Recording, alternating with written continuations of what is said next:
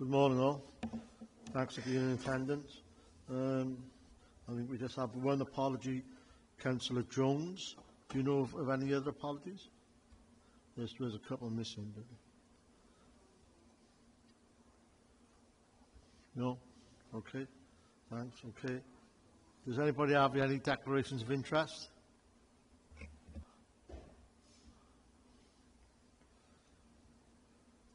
Okay, thank you.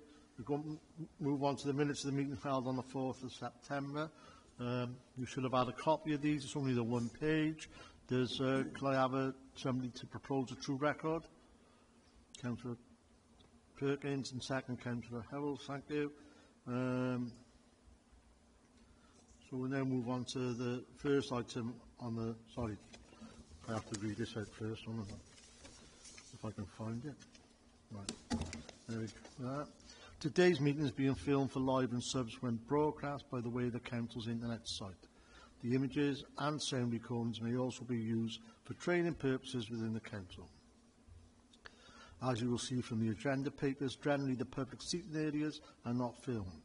However, by entering the meeting room and using the public seating area, you are consenting to being filmed and to the possible use of those images and sound recordings for webcast and or training purposes. Proposed public speakers have been made aware of the broadcasting arrangements prior to this meeting. Will members please use their microphones to contribute to the meeting, and please remember to switch off the microphone when you are finished. Members dialing in remotely, we can't enforce this, but those of you that are online, we'd like you to keep your cameras on. It does prove that you're in the meeting and you haven't left, and it just makes things less complicated if there's any future challenges. And could everybody also ensure that you refrain from using mobile devices during the committee and that any devices are on silent? Okay, we now move on to item number 1, which is 24/0450. And this will be presented by Adam Foote. Sorry, Chair. It's the, oh, sorry. No, it's this one first. Yeah, that's right. It's presented by... sorry, it's being presented by Vicky Quinn. Presented by Vicky Quinn. Okay. Thank you, Chair. So this is Sainsbury's, Mill Street, Killeen. So this application is a Section 73 variation of condition application for increased delivery hours at Sainsbury's store in Killeen. Planning permission was granted in 2012 for the conversion of a public house to an A1 retail store with flats above. The consent was implemented and the store has been operating for over 10 years. The building occupies a prominent corner location on the junction of High Street and Mill Street in Killeen Village Centre. It's located in a district centre with a variety of commercial uses in close proximity. There are also residential dwellings close by and 2 flats directly above the premises. Vehicle access, parking provision and a service yard is located to the rear of the site and accessed via Mill Street. Numerous conditions were attached to the 2012 permission, including a condition restricting delivery hours to between 8 AM to 6 PM, Monday to Friday, 9 AM to 6 PM on Saturdays and 9 AM to 5 PM on Sundays. The condition was imposed in the interest of neighbouring amenity. The following delivery hours are sought under this application: 7 AM to 6 PM Monday to Friday, 8 AM to 6 PM on Saturday, and 9 AM to 5 PM on Sundays. As can be seen from the proposed delivery hours above, it is proposed to extend delivery hours by an hour on weekdays and on Saturdays. It is not proposed to alter Sunday delivery hours. Store opening hours of 7 AM to 11 PM are not proposed to change. A previous application to extend delivery hours from 6:45 AM was refused in 2014. The reason for refusal related to shortcomings with the noise assessment submitted with that application and a subsequent objection from the Council's environmental health officers. It should be borne in mind that prior to the conversion of the unit to a shop, it operated as a pub and was unrestricted in planning terms. As with many district centre, the area is characterised by residential properties in close proximity, and the main consideration of this application are any potential impact to neighbouring residential amenity arising from the extended hours above and beyond the existing situation.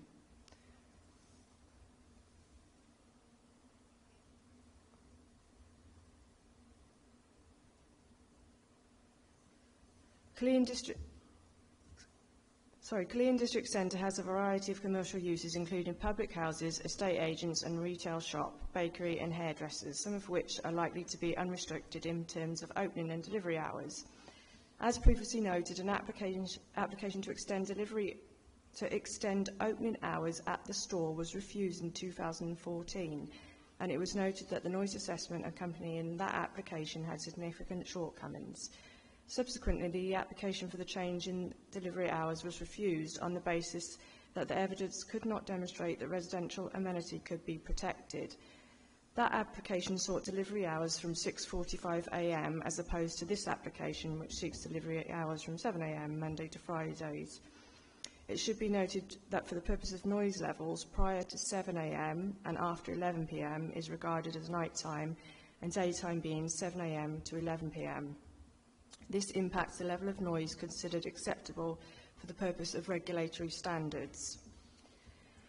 The applicant advises that the extension to delivery hours is principally sought in order to allow deliveries of fresh produce to arrive in time for the morning peak trading periods and to reduce the current conflict between deliveries and customers at busier times.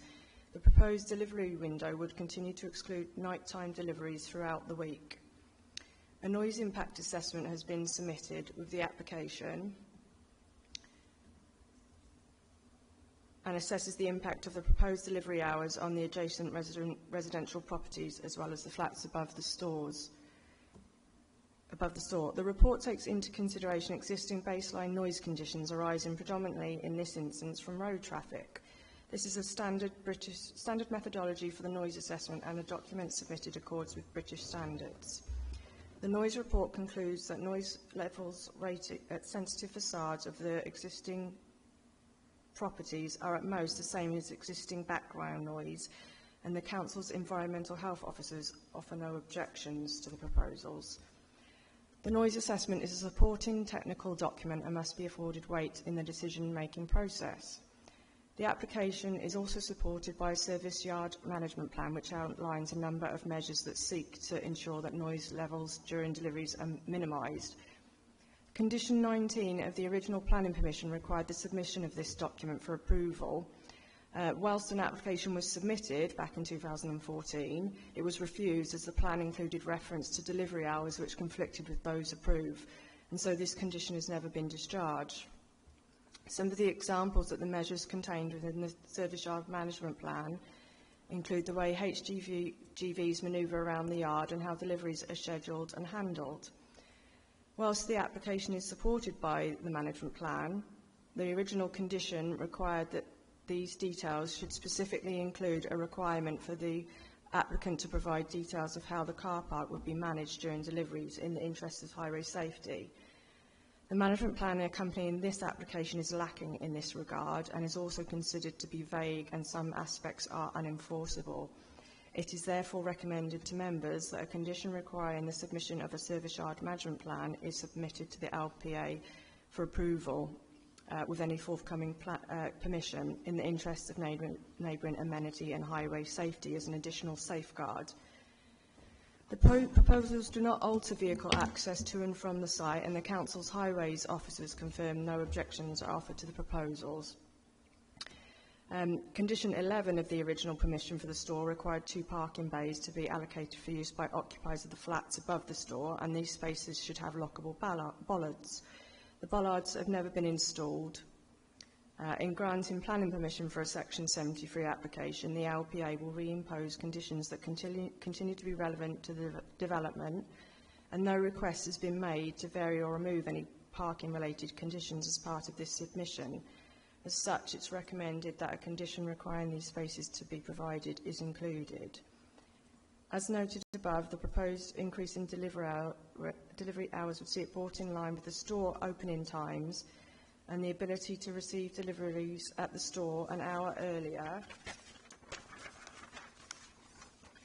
is likely to mean that deliveries take place before peak shopping times, therefore having a positive impact in terms of vehicle movement at the store.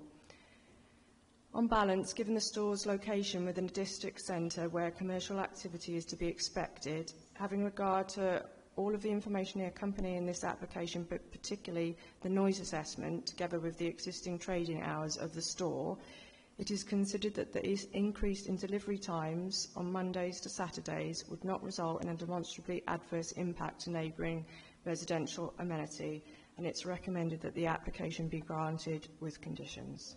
Thank you. Thank you, Vicky. We have one public speaker supporting this. Celia Dallin. Good morning, Chair and committee members. I would like to thank you for letting me speak today. My name is Sarah Daniels from Alder King Planning Consultants, and I am here as the agent for this planning application on behalf of Sainsbury's Supermarkets Limited. I would like to say thank you for the opportunity to address you this morning. This application before you seeks planning permission to amend the delivery hours to be 1 hour earlier from Monday to Saturday at the Sainsbury's Caerleon Goldcroft Common store. The proposed amended delivery hours are, as stated by the case officer, to ensure the delivery of fresh goods and produce to the store. This ensures that customer demand is met and will assist with the efficient running of the site. These deliveries are the same as the ones currently being made to the store, just 1 hour earlier. The amended hours will start at 7 in the morning and end at 6 in the evening, Monday to Fridays, and starting at 8 in the morning and ending at 6 in the evening on Saturdays. Deliveries on Sundays will be unchanged, starting at 9 in the morning and ending at 5 in the evening. There will be no change to the store opening hours, and it is worth noting that the proposed amended hours for deliveries will only occur during normal opening hours for the store, when there is already activity with customers coming and going. Importantly, whilst this application is seeking to widen the period Sainsbury's is able to accept deliveries, the quantum of delivery lorries visiting the store site will remain unchanged. There will be no increase in vehicles visiting the site. Rather, it will allow for fresh goods to be on the shelves quicker at the start of the day to benefit customers. Following thorough consideration of the planning application, we are pleased that your officers have recommended this Section 73 for approval. This store has been operating since 2013 and is a key community asset and feature of Goldcroft Common. The restriction on delivery hours has caused operating problems at the store for many years. As noted by the officer, Sainsbury's sought to change the delivery hours some years ago. That application sought nighttime deliveries and was refused by your authority. This application seeks delivery hours only within hours considered as daytime, and within the period the store is open and trading. We firmly believe that the current proposal strikes an appropriate balance between respecting the amenity of local residents with the commercial interests of Sainsbury's, noting that the store is part of the district centre where activities such as the one being proposed is common. The Council's Environmental Health Officer has reviewed the application and its history and has confirmed that they have no objection. The submitted noise impact assessment concluded that residents in the surrounding area will not be adversely affected by the proposed delivery hours, as noise levels from the delivery activity will be the same as the existing background levels. We also accept that a revised service yard management plan is to be submitted under Condition 2 to further maintain residential amenity. We acknowledge that the Highways Authority has also no objection to the application. Commentary from the committee report notes that the proposed changes to delivery hours would be before peak traffic times for schools as well as commuters. As such, this would actually bring about benefits to air quality as well as with reduced potential for traffic congestion, which was a concern highlighted in the public comments. Accordingly, Sainsbury's is happy to accept the two proposed conditions relating to the submission of an updated service yard management plan. This will make sure that deliveries coming to the service yard are done so in a way that does not affect the immunity of local residents by ensuring that noise and disruption are kept to a minimum. The plan will also include the management of the store car park, which includes spaces for residents living above the store. To conclude, the planning application is seeking to extend the delivery hours to an hour earlier than what was permitted from Monday to Saturday. These hours will be within the daytime hours and when the store is already open and trading. The application site is based within a district center with other surrounding uses that do not appear to have restrictions on delivery hours. The Sainsbury's local is an important community facility for Goldcroft Common, and this application will ensure that fresh produce can be delivered to meet the customer demand. As such, I commend the officer's recommendation and trust that you will grant approval for this application. Thank you. Thank you, Sarah. We have 2 ward councillors which would wish to speak. I'm going to go in order they are on the list, so it's not... do you both want to speak?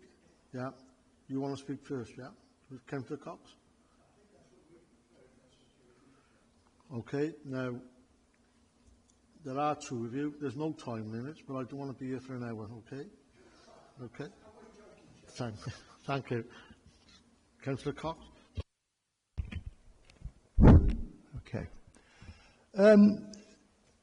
First of all, there's obviously a number of objections from local residents, and I appreciate that not all of those are sort of pertinent to the application, in that some of them involve other issues than what that we're considering today. But what I would ask the committee to do, please, is just to regard that as sort of cut the background to the application, because, to be quite frank, that the lives of people on Broadwell Court has changed enormously since the Sainsbury's store opened. The quality of their life has been massively impacted. There's absolutely no doubt about that. And though the store, I must say, I go in there myself, and even though the store is a really very, very useful and very appreciated local amenity, I do think we've got a duty to actually also consider the impact it has on people living nearby. And I know it's deemed to be in a business district area, but to be quite frank, if you look at the map, that there are no shops whatsoever other than Sainsbury's on Mill Street. It's Sainsbury's full stop. There's nothing else there. All the other business activities taking place around the Common, which is a good distance away from Broadwell Court. So that's just a little bit of background. That this application in 2014, or a very similar one in fact, was refused, and it was refused in the interest of residential amenity.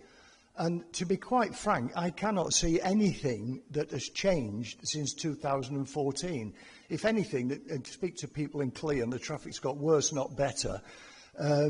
And there's still the same duty on the committee, Chair, through the local development plan, to actually refuse applications which have a significant impact on local amenity, either through noise or through disturbance. And I think I can't see anything that's changed in terms of the impact on local community amenity. I'd like to just mention very briefly the application that was made in 2012, which was refused because of the impact on local amenity.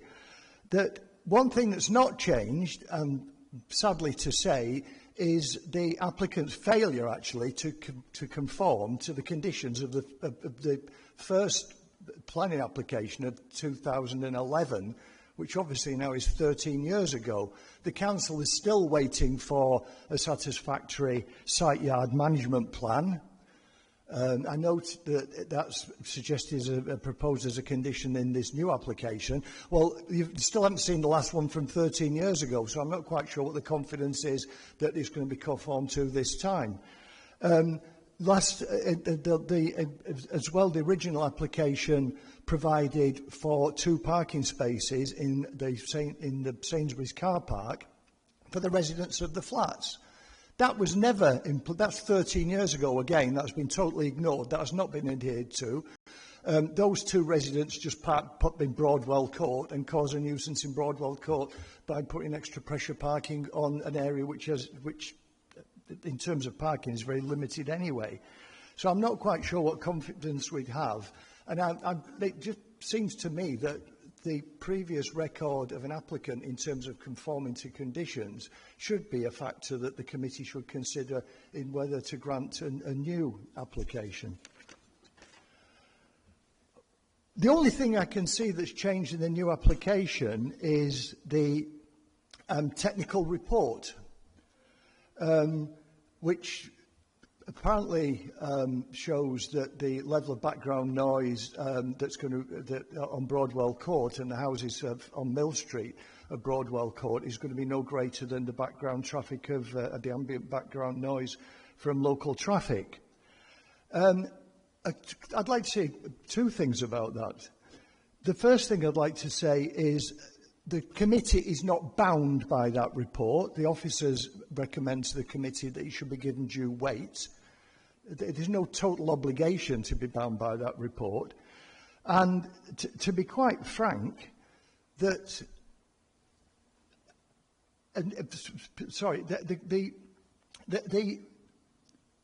the report also states, and this rather surprised me actually, that any conclusion to the contrary, in other words, any conclusion which challenges the technical report in terms of sound levels, cannot be evidenced. Well, to be quite frank, I've got 13 years of evidence from people who've lived on Broadwell Court. And it's quite staggering to suggest that the results of that technical report can possibly be the case. I mean, it was carried out at a particular time, particular kind of time of the day. It was carried out presumably in compliance with the proposed site yard management plan, which the officers here on this report say is of absolutely no value. So it was carried out at a very specific time in specific circumstances. But speak to the residents of Broadwell Court. Did the technical study, for example, take account of lorries literally backing into Broadwell Court with their reversing sirens going? Because it's so tight to get into the Sainsbury's car park. They have to back into Broadwell Court to actually get into Sainsbury's car park if it's a large vehicle. I doubt if that was in the technical report. The clanging of trolleys that local residents regularly support when the lorries are being loaded and unloaded. Did the technical report take into account the fact that on occasions, for example, the bread van, I mean, Sainsbury's can't control all these deliveries anyway because a number of them are carried out by third parties, not by Sainsbury's itself. Regularly, the bread van actually doesn't even bother going in Sainsbury's car park. It parks at the back of Broadwell Court on the houses, and the driver drags the trolleys clanging across the road with bread over the road to the store. I mean, none of that was in the... How it can be possibly said that all these reports consistently for the last 10 years from local tenants do not call into question the technical report is quite beyond belief. It can't possibly be the case that the reality is ignored in terms of the technical report. And just to conclude, Chair, what I would like to just make a final comment on is that it's been suggested, well, it's just 1 hour. What difference does it make? Well, I think it makes a lot of difference because if there's a situation where local people are suffering a real deterioration of their amenity, I don't think the council has got any right to put another hour on that, lack of amenity. And an hour is important. I mean, people have a day off. People work shifts. Some people live in Broadwell Court are retired. They don't want to hear, you know, lorries clanging and banging with the doors being slammed at 7 o'clock in the morning. I don't think it's right we should expect people to tolerate that, even if it's just for an hour. So thank you very much, Chair. Thank you, Councillor Cox. Councillor Hughes. Thank you, Chair. I'm going to put a context on it. I'm not going to knock Sainsbury's for the next 20 minutes in the sense that I do value some of the positive stuff that they have brought to Killeen. They've provided jobs. They've the staff are incredibly friendly. It's an amenity for the centre, so we appreciate all that side of it. What I would say is that with that have come issues, and members, you'll be aware of how difficult it is to engage the public in consultation. So I'm going to take you back to 2013. I was living in Killeen at the time, and I remember the discussions around the time. There were 1,700 objections in Killeen to the application to build Sainsbury's. There were 128 letters. So you will know from your own experience how high that is. So, what we're talking about are people that had genuine concerns at the time, and the majority of those concerns were around traffic and parking and nuisance and noise. Now, what Councillor Cox has argued quite strongly is that despite the mitigations given in that first planning application, Sainsbury's haven't kept to them. And the evidence for that, which I would say negates the technical report, is that if things are wonderful there, how come so much of our councillor time is taken up by resident issues around that area? And those resident issues are predominantly around parking, around noise levels, and around nuisance in the area. The nuisance in the area being the congregation of young people outside the store quite frequently, which has involved numerous, over the years, calls to police. So there's that issue that the neighbours have to deal with. They are only literally metres across the road. I would agree that there probably isn't a background noise change in the noise levels there in general. But Councillor Cox has told you it's not about the background noise, it's about the extra noise that comes with having these vehicles there. You'd know yourself, if you have neighbours next door who are getting up very early in the morning, they're smashing their doors open and closed, they're talking, they're having conversations. You'll know from heavy goods vehicles that when they reverse, they have the beep-beep noises now that make a noise as they're reversing. There's all sorts of issues that come with that. And for people, and the people that we're talking about, they're not people that come and go in Broadwell Court. These are people that have lived there. You'll see from the objections yourselves. These are people that have lived there 10, 20 and 30 years. There was a mention about the previous pub in the area and that they had unrestricted hours. We had very few issues around the Angel, and that was because they tried to be good neighbours on the one hand, and they were regulated, and they were regulated by our licensing authority. So if there were issues there, we pick up on it. Now, that has not been the case with Sainsbury's. And the argument that we're putting forward really is that they've had 10 years. This isn't something that they just built a year ago. This has been 10 years of ongoing issues. So when they say there are no advisory impacts, well, I'd say that that's nonsense. Because if that would be the case, we wouldn't be here today and you wouldn't have all those applications, all those objections on the table from residents who live next door. So what I'd be saying is that, if there are no issues, listen to the residents. Because in 2012-13, we didn't listen to the residents. We passed this on the understanding that Sainsbury's were going to do all these things to work with their neighbours. And that's the word that we're missing. These are their neighbours. They aren't just local residents. They're actually neighbours to that property. And they've suffered, and they really have suffered over the last 10, 12 years. And we've got record after record on our own inboxes of, noise levels and people complaining. And if that's not true, then just read the objections from the neighbours. And these are all separate objections, but they all follow the same theme. And that's about noise, and that's about inconvenience, and that's about an adverse impact. So I would challenge anybody that says there's no adverse impact. It's just being not correct. So we're looking at that. What I would say to finish is that this is a convenience store, but the reality is for local residents in that area, it's been an inconvenience store. So we've got to remember that. The impact has been quite dramatic. So if we are in a position where, as a planning, you've got to make a planning decision. So while you're making that planning decision, and I respect the fact that you have to make decisions, officers have to make decisions based on all sorts of issues, not always taking in the views of the community and giving that the weight it deserves.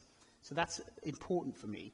But what we would say is that in that period, they just haven't met those things. So if they came here 10 years ago and made all these promises and got their planning through, and then they go home and they more than likely don't live in Killeen, they disappear. But for 10 years after that, we live with the consequences, and this happens far too much in Killeen. And those consequences, as I said, have been quite dramatic. So what I would say, really, is that, bear that in mind.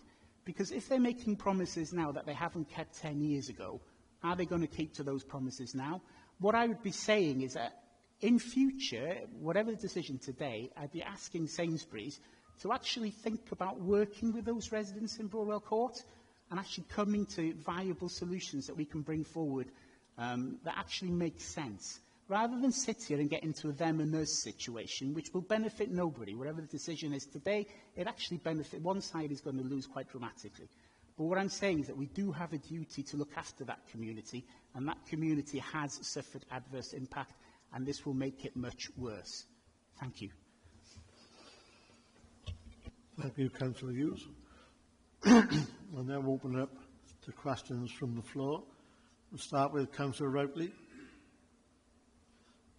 Thank you, Chair. I think the presentation of this scheme this morning has been well presented, and I have a sympathy with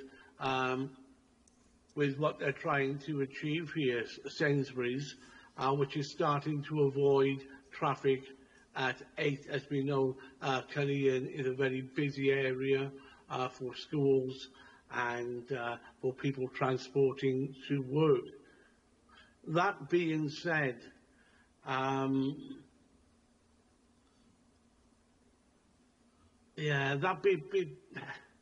they had 13 years. I want to look at, first off, the residential parking spaces that should have been concluded some, 13 years approximately a time ago, where they were supposed to put some kind of bollard in place, and they just didn't bother to follow through that condition. I don't like deliveries being made in residential areas before 8 a.m. And I guess the similarities between Sainsbury's and the former Angel pub, I don't think are relevant. There were two different business models. Most people didn't go to the Angel and spend all their time there and leave at 7 a.m. driving their cars and slamming their doors. Neither were there deliveries at 7 a.m. or even 8 or 9 a.m. They tended to come later to public houses. So the similarities one has to put to one side. After saying that, the daytime does begin at 7 a.m. and in planning law, I can easily agree with that. But this isn't just around the start of the daytime. It's the start of the daytime in a very close proximity to a residential area.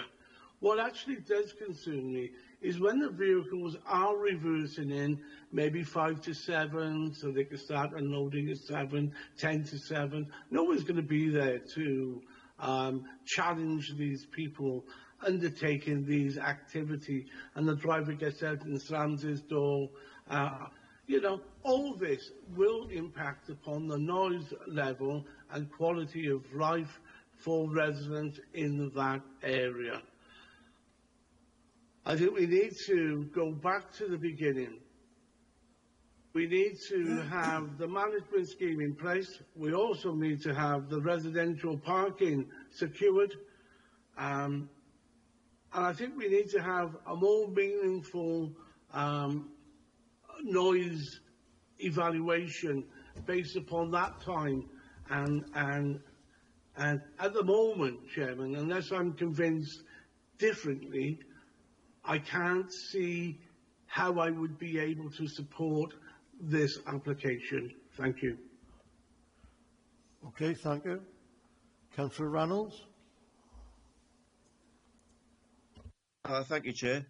Some of the points I was going to say have already been raised, actually, but I do have a few concerns over this. I can understand the change of time in the sense that it'll reduce the conflict with rush hour traffic. I can understand that. It does concern me a little bit.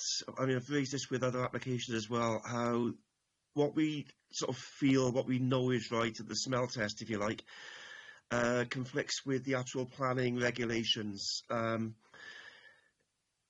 previous application was refused for a 6:45 delivery. This one now we're looking at 7 o'clock. We're talking about a change of 15 minutes. The reality is no different, really, is it? 15 minutes is nothing.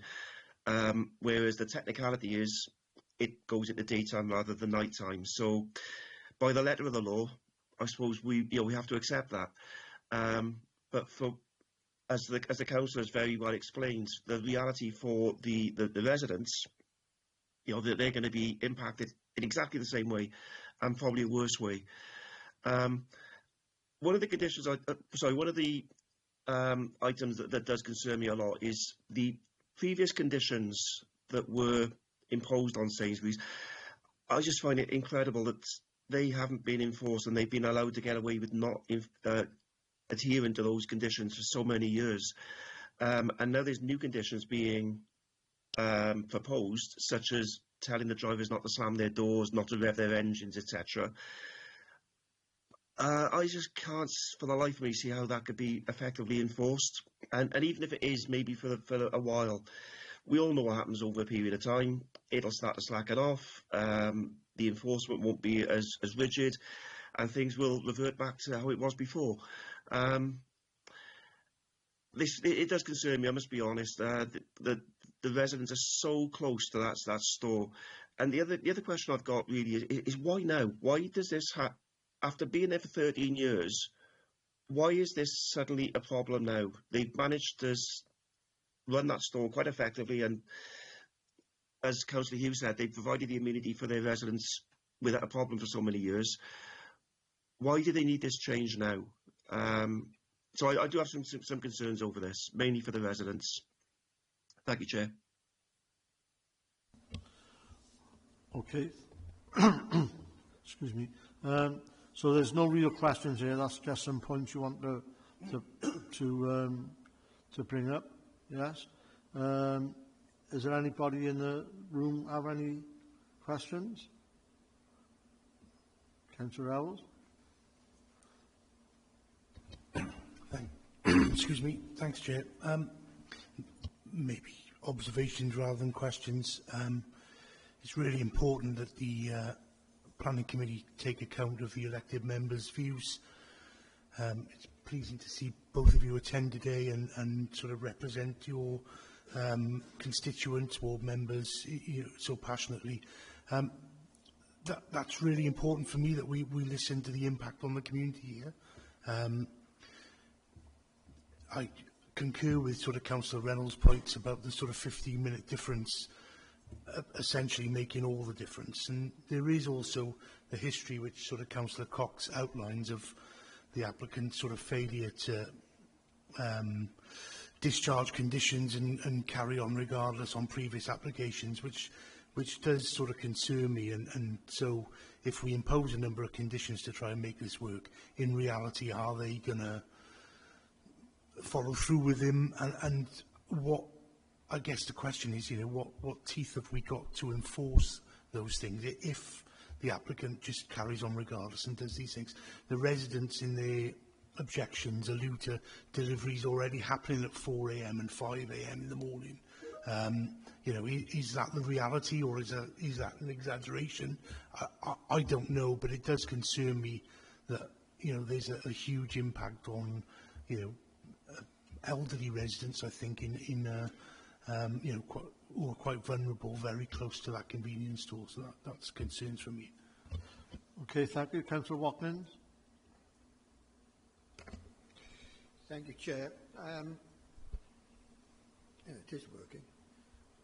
I have concerns in regards to the application moving it from 8 AM to 7 AM, because at the end of the day, at 6:45, you're going to have a lorry turn up and wait outside the loading bay to be offloaded, so there's not going to be any difference. The other thing I have concerns about is why haven't the planning department picked up on the conditions that we set in the last planning application that hasn't been done? And how do we know that the conditions in this application is going to be met again? As other members have said, they treat it as an ad hoc thing at the end of the day. I do have concerns with the residents opposite because it does affect them, especially as what one of the members have said, a delivery vehicle parks and then runs all the stuff across the road. And I do know that does happen in a number of places. In regards to conditions, Sainsbury's can detect, and demand a delivery time.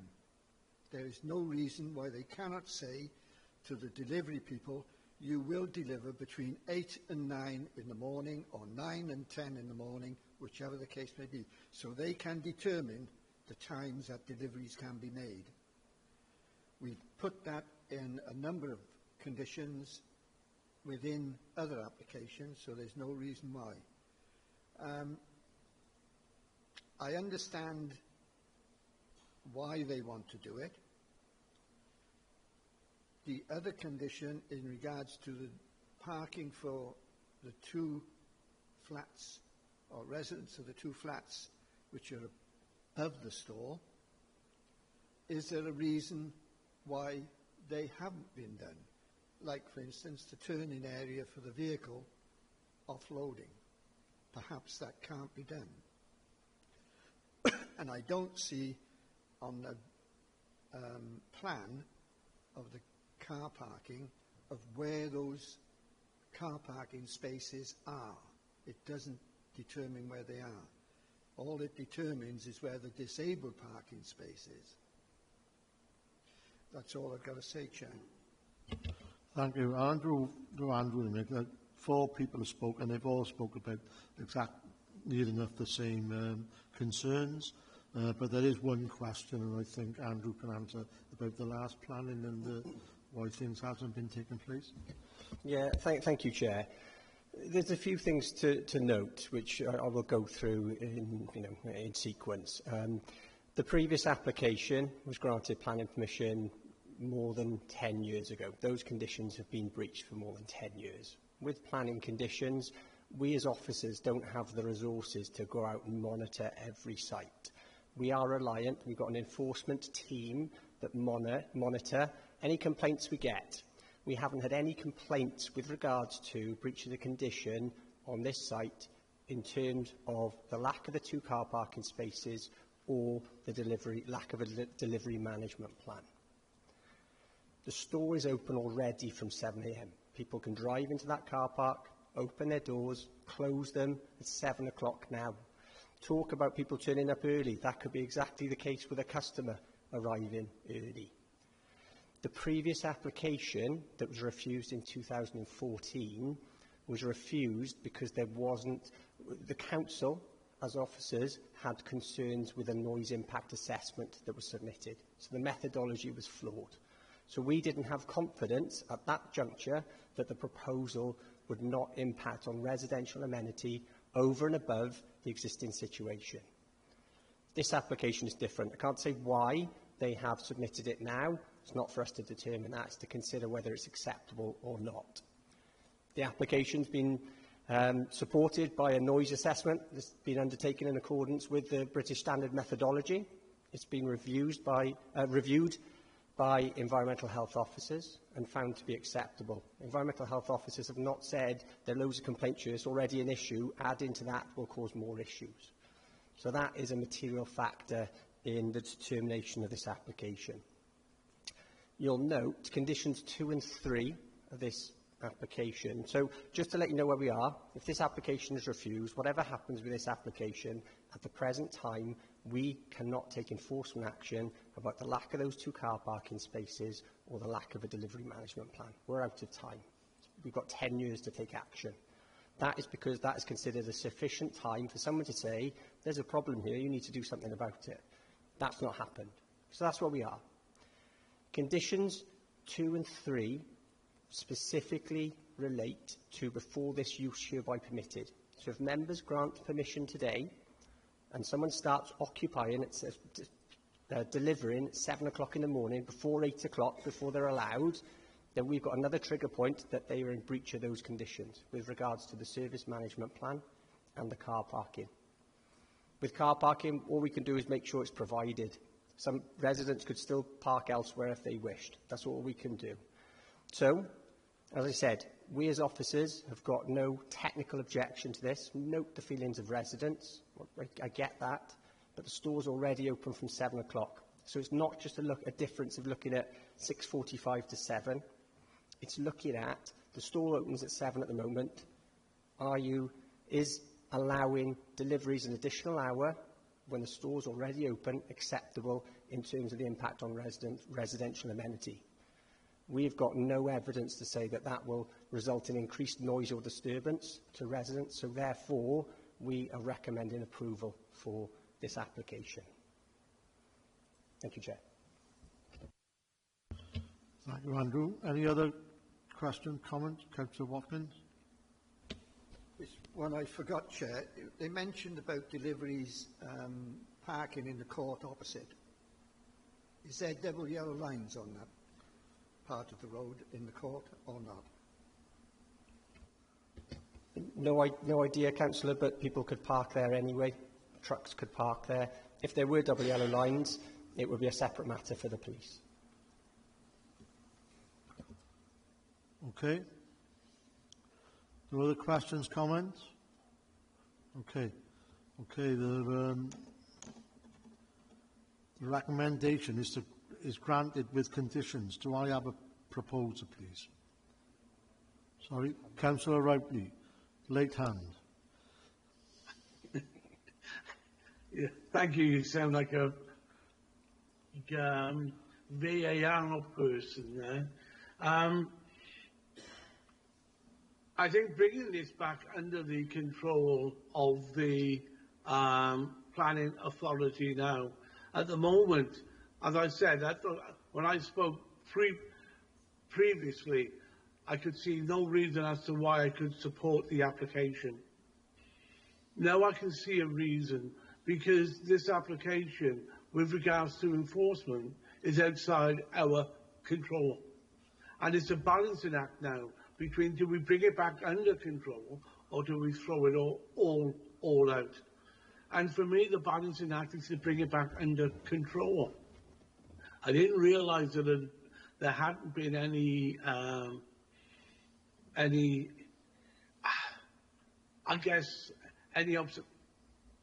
observations made about the lack of enforcement in the last 10 years. It's a shame that hasn't happened, but that's where we are. So bringing this back under control, although we need to send a message to our planning officers that we're going to be all over this now. And I know that the ward members are going to be over it like a rash. So we need to make sure that we have this absolutely nailed down so we can control and enforce. Thank you, Chair. Councillor Watkins. Sorry, Chair. I just picked up on the pre-commencement. Prior to the amended delivery hours hereby permitted, commencing 2 parking spaces, lockable thing. All these have to be met before the hours of extension are actually met. Is that correct? Yeah, that's how it's been phrased, yes, Chair. Councillor. Okay, so when will we know whether those have been met or not? Well, how I would anticipate this working, in all honesty, as I said, if members are minded to grant planning permission today, Sainsbury's might never implement this permission. They may retain 8 AM onwards for deliveries. But what we're trying to say is, if they are going to implement this permission and start delivering before that time, then they need to get certain things in order before they do that. So conditions 2 and 3 seek to do that. We've got members here. As I said, residents will be aware of this. If there are deliveries in advance of this time and this permission is granted, then that would be a clear breach. And we could seek to take action by serving a breach condition notice. That is the last resort. You know, we try and negotiate to make sure they submit it, but we could seek to serve a breach condition notice if there's a breach of a condition on this planning permission. So can I just clarify that the extended hours will not be granted until such times as those conditions have been met? No, the extended hours, if members would be granted today, but it can't be implemented until those details have been agreed. Thank you. Okay. So we go back to the recommend. Sorry, Councillor Harvey. It's just an observation. If they didn't comply with the original agreement, what guarantee have we got they're going to comply with this? Okay, thank you. So we'll go back to the recommendation, which is granted with conditions. Do I have a proposer, please? Seconder? I propose. Sorry. It has been proposed by Councillor Howard. Do I have a seconder? Second, Chair. Okay, thank you. All those all those who agree with the recommendation, please raise their hands. Could you show your hands on screen if you... yeah, 1, 2, 3, 4. Those against? Any abstentions? Okay, so that recommendation is passed. Thank you very much.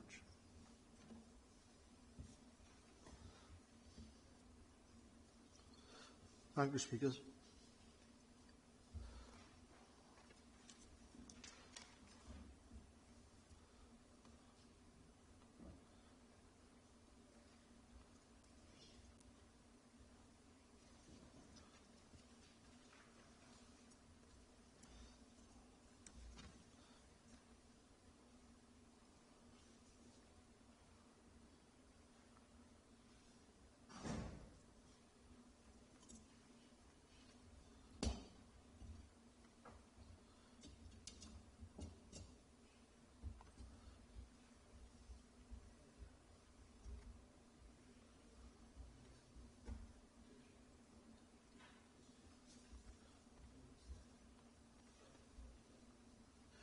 Okay, thank you. We'll now move on to item number 2. 23/1065. This has been brought to the committee by the request of Councillor Fairweather and will present it by Steve Williams. Thank you. Adam Foote this time. And Adam, welcome to your first meeting. Thank you, Chair. As the Chair stated, this application has been reported to the Planning Committee at the request of the local member.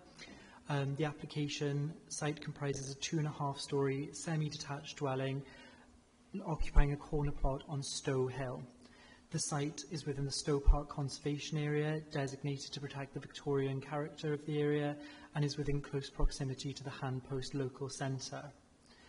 The proposal seeks consent for the creation of 5 flats that would be operated by United Welsh, a registered social landlord, to provide accommodation for young adults coming out of foster placements or care who are able to live independently but will require an element of support.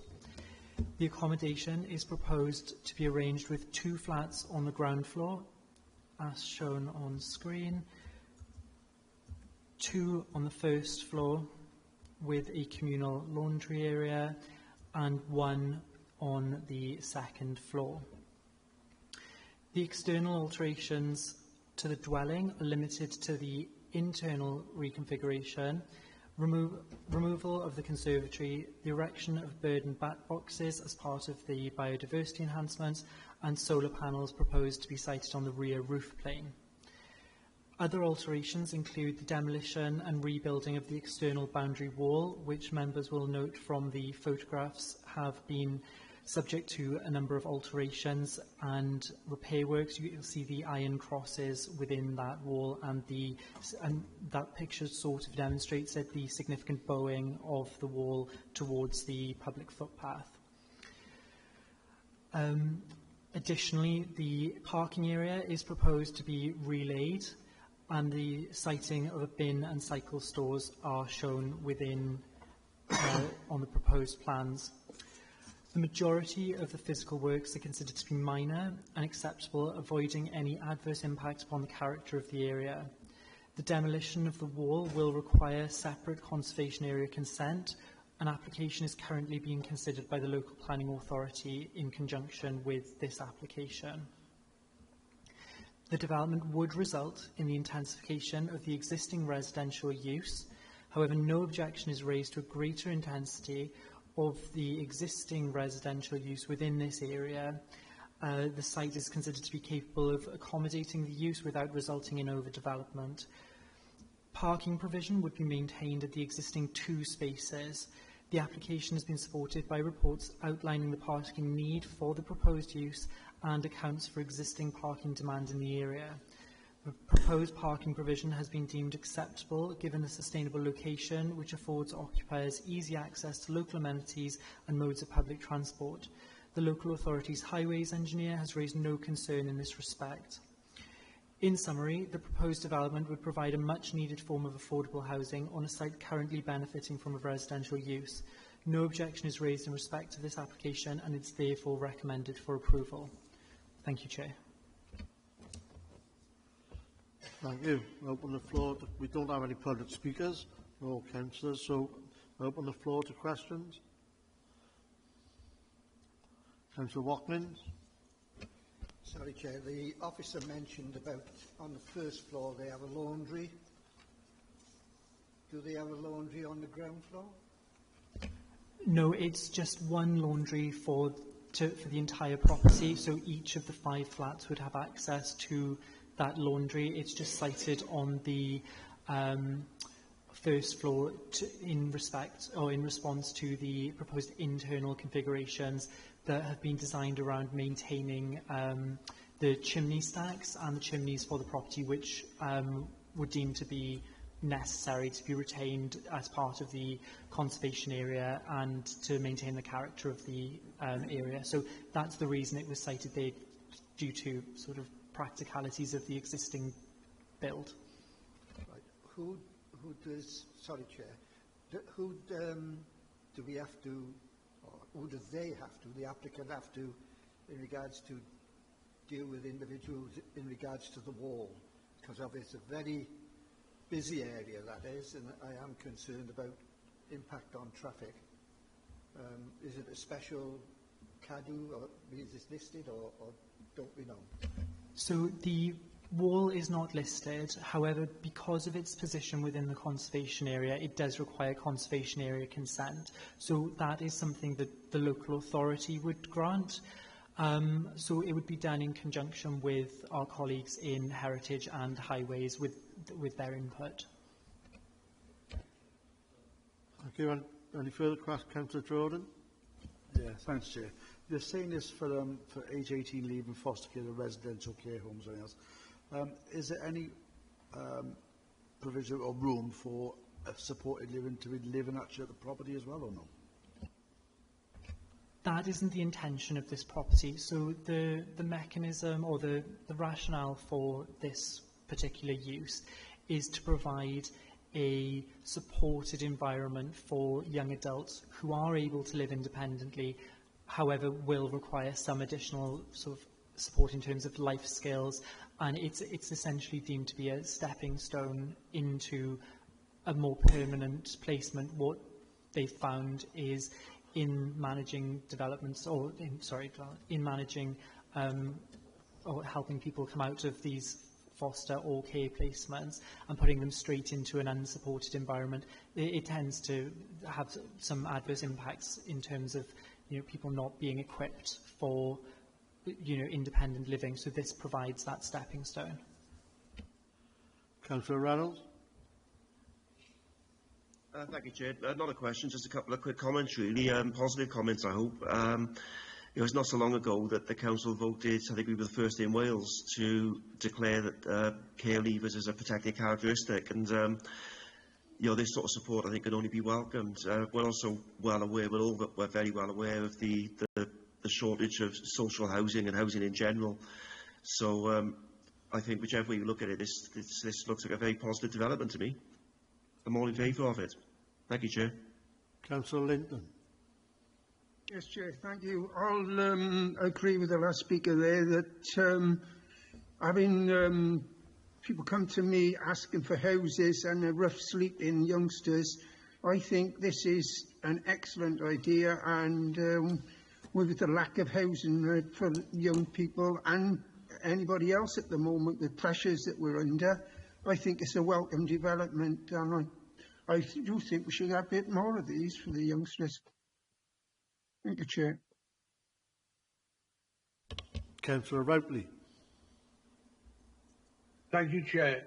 Being a corporate parent, and we all are around this table today, even though I'm virtual, as you see. Being a corporate parent, we have a responsibility to ensure that all our children, when they leave home, not unlike our own children, get the best type of accommodation to start them off in life. What I like about the Stepping Stone project is we're not throwing them straight out into society on their own. We are actually looking after them, making sure they have the skills as well. Because we know that the reality is sometimes when you're in foster care or when you live in a traditional household, you may not learn those skills. Somebody else may do them for you. So I have to support this. I don't have to. I actually see no reason why I couldn't support this, because I think it is a stepping stone in the right direction. Is it in the right place? Wow, you could have this argument all week. I don't know. I'm glad to see that everybody has got equal share to quality accommodation. So I would be supporting this. Thank you. Thank you, Councillor Routley. Any further questions, comments? Sorry, Councillor Watkins. Just one, Chair. There's nothing mentioned about recycling facilities in the area. Waste management got no comments according to this, yet the head of Environment and Public Protection and Noise say they're going to supply waste storage facilities. Have we got any notification of when that is? The other one is a bit confusing, Chair. Natural Resources Wales have said they've had a flood risk consequent assessment. It's on top of a hill. I don't understand why that was. Point taken. Yeah. Okay. So do we have any answer, Adam, on the waste? Yes. So with regards to waste, we do have a condition attached to the consent that the details would be provided prior to the commencement or prior to the beneficial use of the site.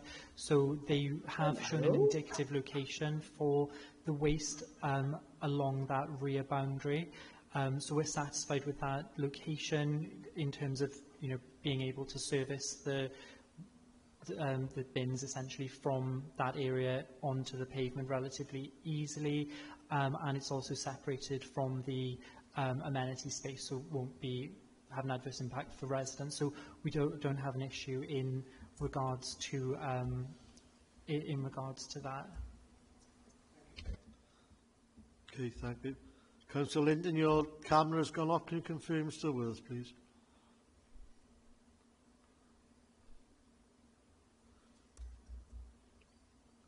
Councillor Linton? Okay, after excluding from the vote. Oh, right there. Right there, he's there. Okay. Okay. Okay. Right then, okay. Any further speakers? Questions? Sorry, questions or comments? No? Okay. The recommendation is it is granted with conditions and subject to Section 106 legal agreement. Do I have a proposer, please? Councillor Jordan, second. Councillor Ellis. All those in favour? Show your hands. Lovely. Thank you. That's passed unanimously. Thank you. We now move on to item number 3. Before Steve is speaking on this, this time. Okay, we're now on application number 24/0190. Presented to the committee at the request of Councillor Jenkins. This will be presented by Stephen Williams. Thank you, Chair. Okay, this relates to a 3-storey property in Commercial Road in Pill. The application seeks a change of use of the 2 upper floors from a maisonette, which is a single dwelling, to a 5-bedroom house in multiple occupation, or HIMO. The application has been called to committee by both Councillors Adam and Jenkins. The property we're looking at is the one with the red circle, and that's looking at the rear of the property. So the proposal is to convert the 2 upper floors, and the ground floor will remain as existing in retail use. The first floor will provide a living room, 2 bedrooms and a kitchen, and then the second floor will provide 3 further bedrooms. As you can see from the drawings, all bedrooms within the property would have its own bathroom, but occupants would share the living room and the kitchen. The property is the one shown Adam Mini Market, so that's the front of the property from Commercial Road. And to the left, you can see on the corner is a grocer's, and then that's the photo again from the rear. So you can see it's got access to the lane at the rear. Those green gates are the access to the rear, and it's got a rear yard as well. And then to the front of those gates, there's a parking forecourt. And that's a close-up of the rear elevation. So the ground floor, that doorway there, you can see, will provide access for occupiers of the flats, but also provides occupiers of the retail use to gain access to the rear yard there. And that's a photograph from the rear window closest to the grocers next door. So you can see that the wall of that supermarket does extend quite far out, but because the first floor is elevated, it's not overbearing on that window, provides a reasonable outlook. Then that's the access gates looking from the rear yard, and that's stepping further back. So in terms of the issues then, principle of use, so policy H8 of the local development plan is generally supportive of HMO proposals, subject to certain criteria, which I'll run through. In principle, the property is currently vacant and uninhabitable, so the proposal will result in much needed investment in the area and the provision of much needed residential accommodation. So in terms of criteria, the first question is there an over-concentration of HMOs within the area? And so our supplementary planning guidance asks us to draw a circle 50 metres around the site, and then look to see how many properties within that area are existing HMOs, and it sets a threshold of 15% in this part of the city. Anything over 15%, and that would cause us to have concern about possible over-concentration. In this case, So you can see the orange dot is the application site, and then the green dot to the south of it is the only other HIMO within that 50-metre radius. So if this application is approved today, the concentration level would be 11%, which is below 15%. So on this basis, we conclude that the proposal would not result in an over-concentration of HIMOs in the area. In terms of impact on character and immunity of neighbours, the area currently suffers with decline and neglect, as you can see from the photographs I've shown you. It's a mixed-use area, being located within a designated district centre, so there are both commercial and residential properties in the area. The use is effectively residential, so it's considered acceptable in terms of the impact on the character of the area. There are no external alterations to the building. Additional residents would increase the vibrancy of the area. In terms of car parking, the proposal would increase parking demand by 3 spaces. The applicant has suggested that he could provide 2 car parking spaces in the rear yard, but in reality that would only form a tandem arrangement with the existing parking forecourt, which I showed you in the photographs earlier. So to provide it in the yard wouldn't actually create any additional parking spaces. The application has been accompanied by a parking survey, which has a number of flaws which have been outlined by the highways engineer. And the highways engineer is not convinced that there is sufficient car parking on street to cater for increased parking demand. However, as set out in the officer report, the site is located in a very sustainable location. It's within a district centre. It's got very good access to facilities and public transport. Furthermore, previous appeal decisions, which are outlined in the officer report, have shown that the planning inspectorate consider that HIMOs of relatively, or the occupiers of HIMOs, have relatively low levels of car ownership. And so we don't consider that refusing the application on car parking grounds would prove robust at appeal. In terms of the amenity of future occupiers, the rooms are of adequate size, all of reasonable outlook and natural light. The rear yard will provide room for bin storage and cycle storage. We've got a plan condition recommended to ensure that those facilities are provided. The site is within flood zone 3, so a flood risk assessment has been submitted. Natural Resources Wales have raised no objection. The accommodation would be outside of any floodwaters, being upper floors, and the flooding is tidal in nature, so there would be plenty of warning in such an event, and residents would have refuge within their rooms until floodwaters receded. So to conclude, we're recommending the plan permission be granted subject to conditions. Thank you. Thank you, Stephen. Open the floor for questions. Sorry, Councillor Perkins to speak as a ward member. Jenkins, sorry. Thank you, Chair, and good morning, committee. I've asked that this application be brought to committee as myself, and more importantly, my residents are extremely upset with yet another HMO for the Pill ward. As noted in the application, Pill is saturated with HMOs. We have 12 HMOs on Commercial Road, with a total of 53 HMOs in the ward. This cannot be the way forward. If this is currently a three-bedroom masonette, then why hasn't it been offered to many of the families in temporary accommodation? That would have made more sense. Highways are against it due to parking not being available. It's already at a premium with only 1 hour parking slots for shopping. The bin storage has not been stated and is vague. This causes my residents great concern given the mess and fly tipping already there. It will be exasperated. Bins will be left permanently on the highway. The developer has refused help from NCC teams. Again, you have to ask why. This is causing a lot of anxiety. Police report said he wasn't concerned, then went on to say Pill ward has the highest antisocial behaviour issues of all the wards. This includes last month's 176 public safety and welfare calls and 34 antisocial behaviour calls.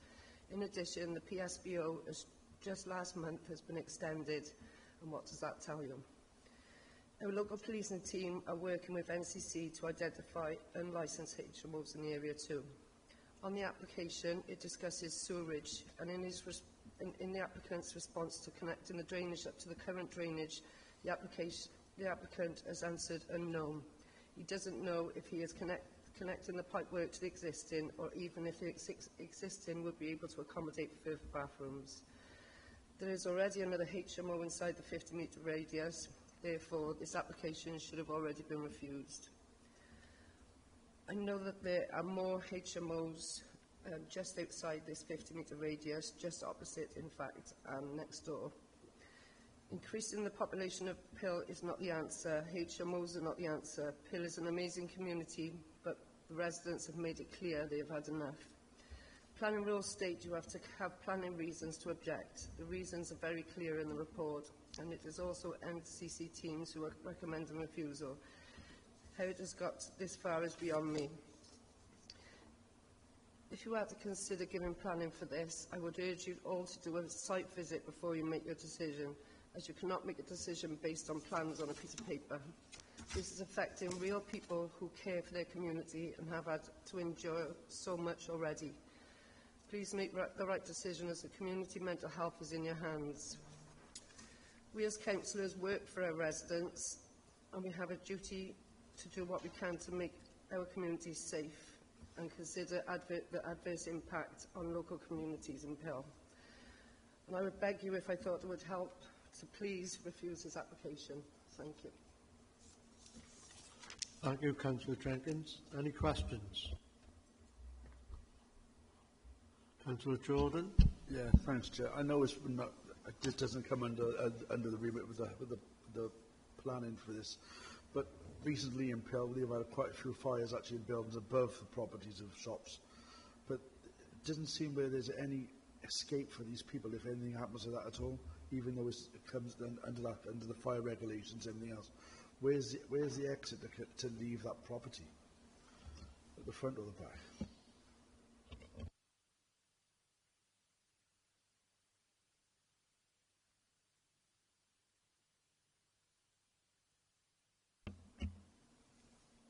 Right. So there's access, via the stairway to the front and the back. So you've got through the hall there and onto Commercial Road. There's also a door to the rear there. The proposal would require building control consent, so obviously the fire regulations would form part of that assessment.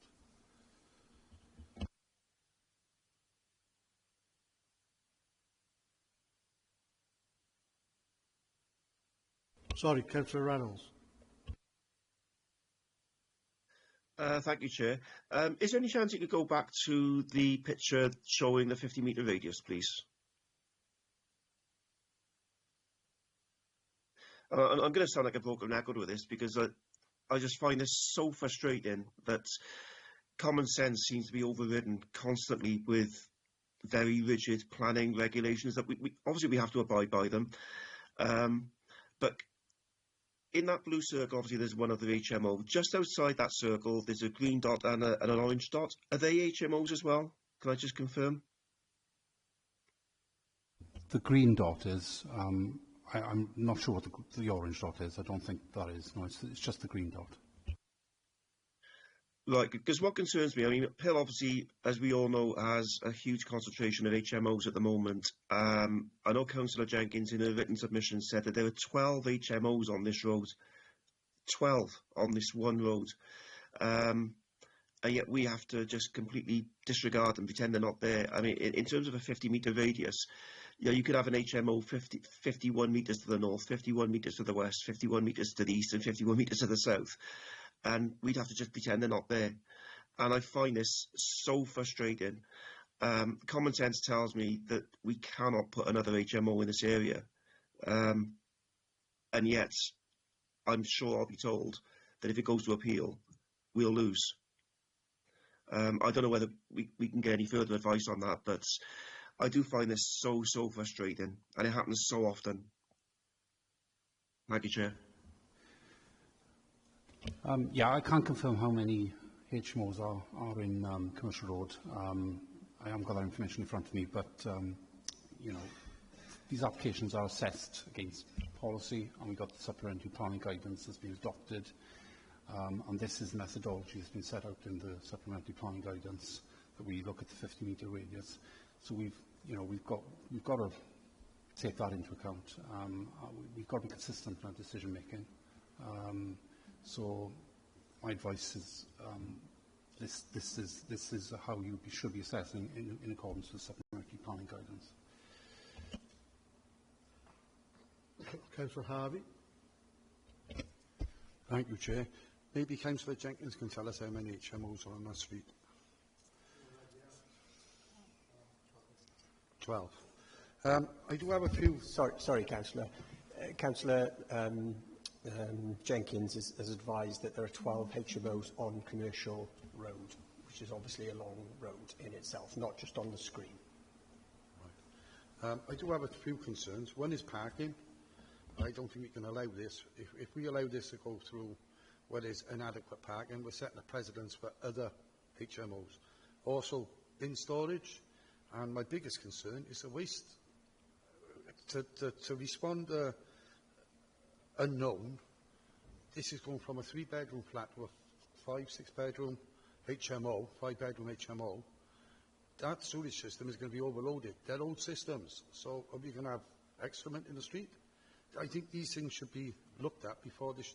In fact, I don't think you should have come to planning with these problems they got here, especially with bin storage, parking.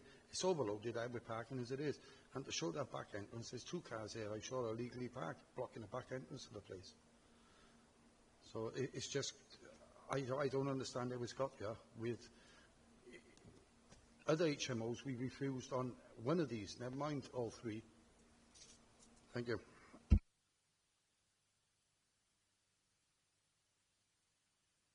Yeah, Welsh Water has been consulted. So in terms of sewerage capacity, they've raised no objections. So that's not a problem. The property does benefit from a rear yard, so there is plenty of room to provide for storage of bins. So again, we're not concerned about bin storage and the waste issue. As long as it's properly managed, that shouldn't be a problem either. And as I mentioned in my presentation, car parking is a very sustainable location. It's within the district centre, excellent access to public transport, and consistently we've been losing appeals on parking grounds. The Planning Inspectorate don't feel that the occupiers of HMOs, what they feel is that they have lower levels of car ownership. So they're not concerned about car parking, and we've consistently lost appeals on that issue.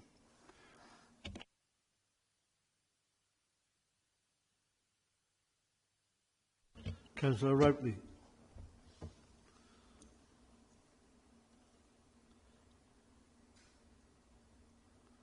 Thank you, Chair.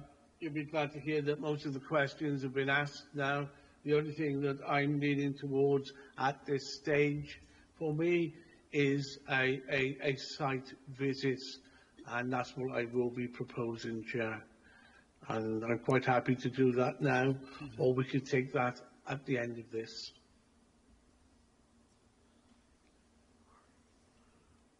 Take that now. I can't see the point with the site visit.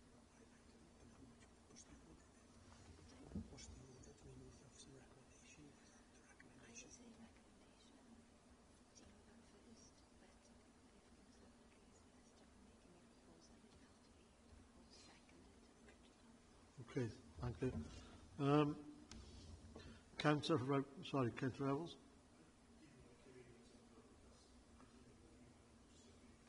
Okay, just to clarify, if I'll open it up to the floor now to see if there's a site visit required. If you would like a site visit, I would like to remind members that HMOs are a contentious subject for every member of the council. There are laws outside of just planning which have to come into consideration as well. as Councillor Jordan stated, with the fire escapes, that is buildings, that is not the planning part. So I will open up and ask if anybody else would like to attend the site and to have a site visit. All those in favour, please. Sorry, Chair. If there is going to be a motion for a site visit, we'd need planning reasons why there is that in the first instance, and it would need to be seconded as well. So I do note Councillor Routley's comments at this stage, but that wouldn't be a recommendation at this stage from my perspective. Okay, thank you for clarification. Was that Councillor Linton got his hand up there? Yes, Chair. And I've been listening to everybody and the inputs we got, and from the concerns of the ward members. It seems, reading through everything, the officers have answered all the questions that have been raised in the report. As everybody alludes, I'm so frustrated as well with these HMOs, and it seems their hands are tied all the time. It's like that we can't refuse them. Every time we refuse on traffic, whatever, it goes to appeal and we lose, which it does cost us money at the end of the day. And some of these reports and questions are down to building regulations, and they are covered under that. Listening to the officers as well and their recommendation, I can't see what a site visit will achieve. What is the reason for the site visit, and what's our aim towards it? The aim would be to refuse this application. So just clarify what we're going there for. Myself, I don't really think that a site visit would Okay, thank you, Chair. Councillor Linton. So, as the planning officer has clarified, sorry, Councillor Jordan. Yeah, thanks, Chair. It was just one of the questions, like I say, where we say we can't sort of go against, officer's recommendation, but even the highways officer, even in the report of 5.1, he has actually recommended to refuse on the grounds of related to the management with sufficient parking and anything else. If we do that, it always comes back on us saying we can't do it on parking grounds, but the highways officer has actually come back and said he's refused it. Councillor Ewells. Thanks, Chair. I'm picking up the same point that Councillor Jordan was going to make, really. The highways officer has recommended a refusal of the application. I'm mindful that parking in HMOs has come up many times, and Stephen has kindly referred us to the sort of previous decisions on this, both on, that we've made and at appeal. This case feels different to me because there is a residential parking scheme directly outside the property on the front, and I don't think we've had a situation like that previously, where we've had restricted parking outside of the property that's only available during the evenings, which means the residents couldn't use the local amenity outside during the daytime. So for me, this strikes a difference between the cases that we've previously dealt with and either allowed or been overturned on parking grounds. So I can set those aside and say this feels entirely different on that basis. The internal council advice is also to recommend refusal on the grounds relating to waste management, suggesting that refuse is collected from the front of the property at the moment, and there isn't really amenity at the front on the street in a shopping area to be able to deal with that, and there isn't sufficient detail to sort of satisfy the internal advice that should be granted. So I just wanted to pick those two issues up, really. Thank you. Councillor Watkins. No? Yes, I will make a comment, Chair, if I may. Item 7.49,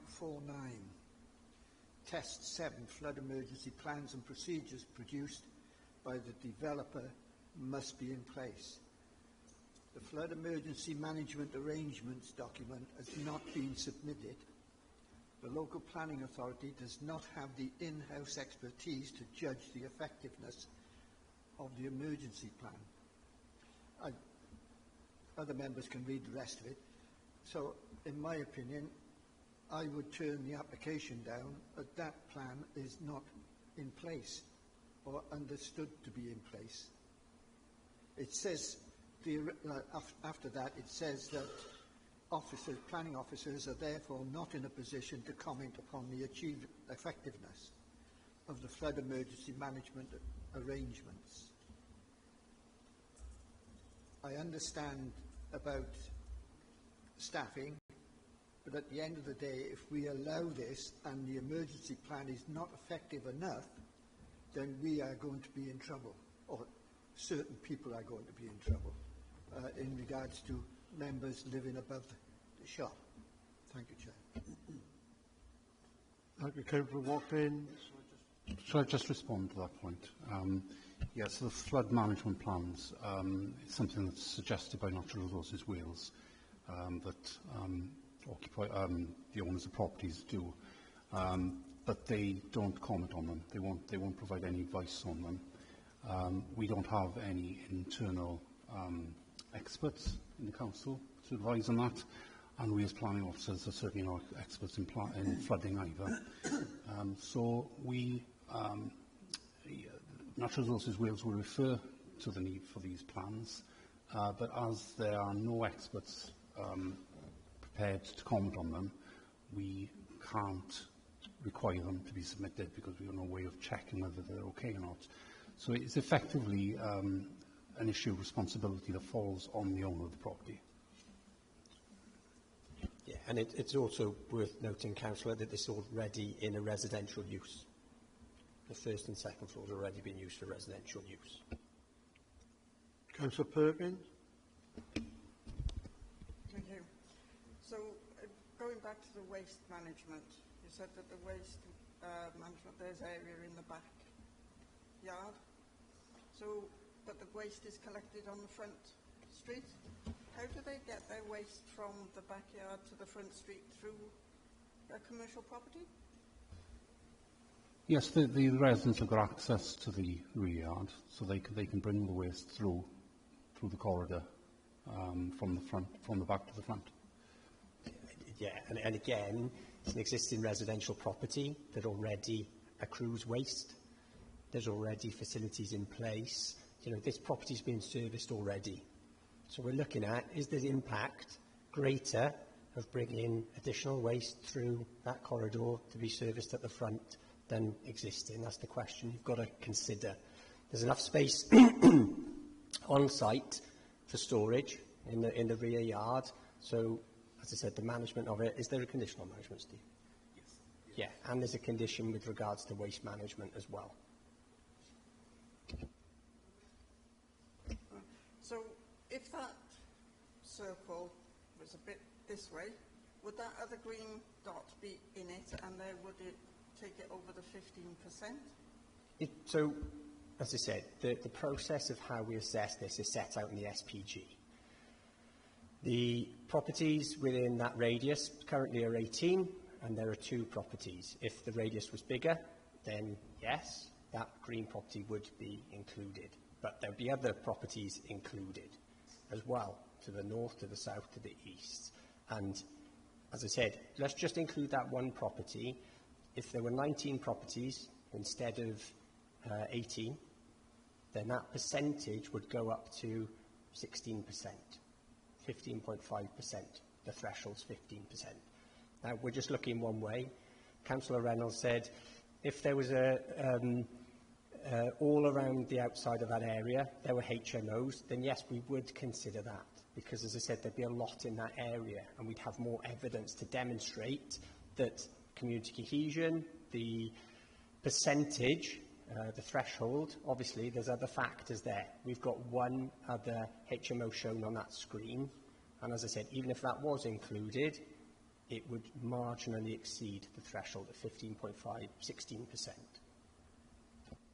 It's just on that, it might be a marker on the building next to it, but it just appears to be the mark of the middle of the circle, which is off the building.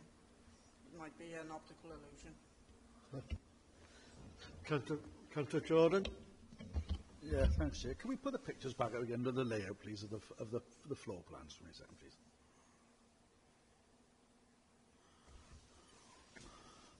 Just on to the second floor, maybe, as well. They said that all the properties have all got en suites. That's right, they've all Right, got bathrooms, yeah. on page 50, paragraph 7.4, it does say the site is located along Commercial Road. It said the proposed HMO would have a kitchen living area. The first floor will have 2 bedrooms with 2 en suites. The second floor will comprise of 3 bedrooms, 2 en suites, and 1 communal bathroom.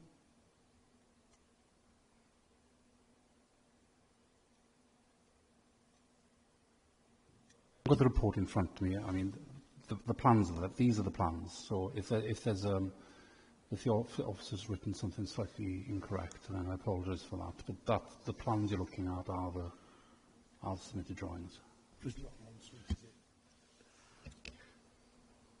Well, seemingly, in the plan in the middle, the bottom bedroom has an ensuite above it.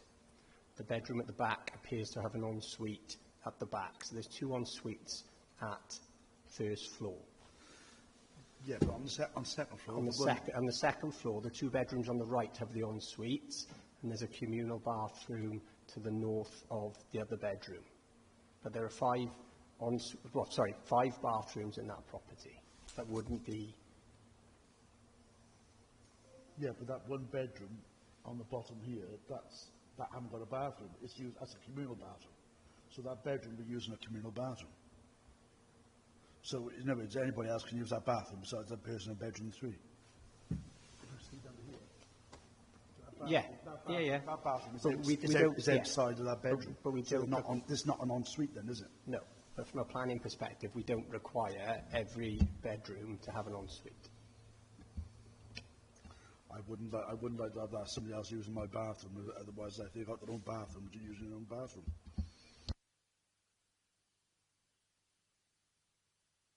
I think really the layout on the floor too should be. Okay.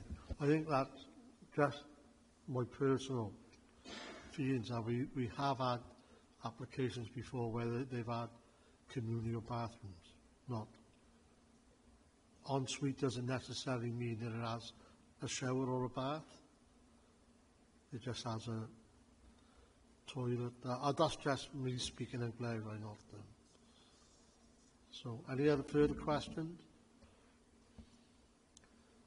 No screen, no. Okay. Change passes.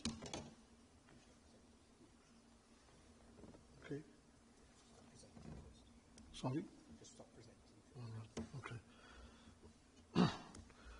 Okay, the recommendation is we grant with conditions. Do I have a proposer, please?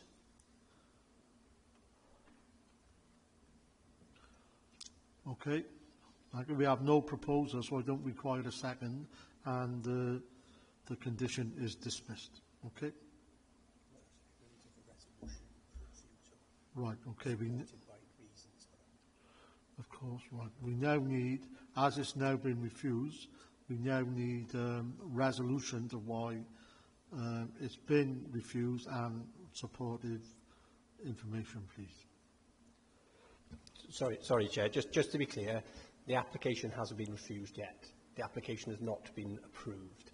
So members need to provide reasons for their recommendation for refusal, and then we'll need to vote on those reasons. Okay. I'll just give you a minute to think about it, okay?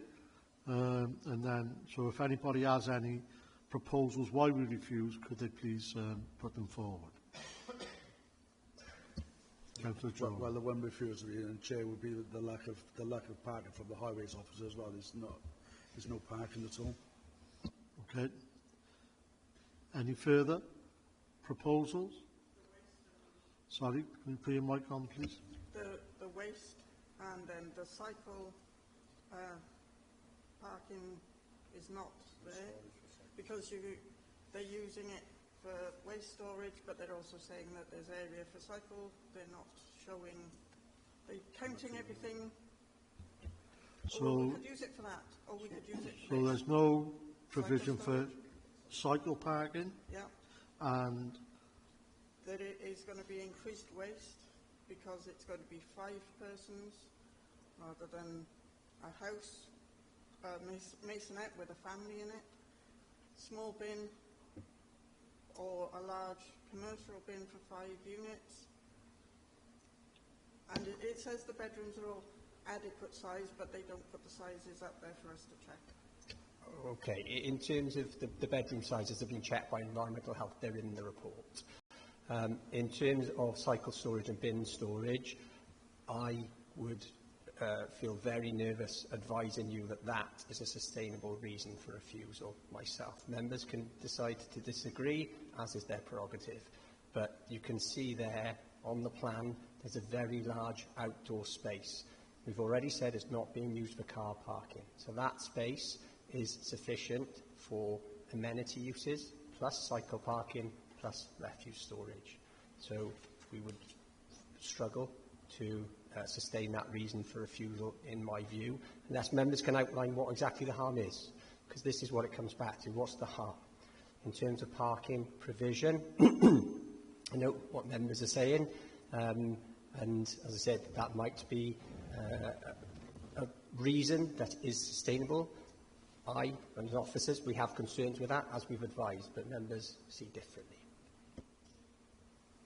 Councillor Owls. Thanks, Chair. Yeah, my proposed reasons for refusal would be on the impact on the highway, so the parking not being sufficient because, in particular, of it being in a residential parking area where there's restricted parking throughout all the daytime and weekends. And secondly, would be the impact on the amenity. So, in accordance with 5.41 of the SPG guidance, it says that rooms should be arranged and designed in a manner that maximises the living standards of the occupants. For instance, living rooms, kitchens and bedrooms should neither overlook adjoining properties nor face high boundary walls. In my view, the boundary walls on this are extremely high. And I'm not sure that any proper assessment has been done as to whether the living rooms are next to, directly above or directly below bedrooms in neighbouring properties. Thanks.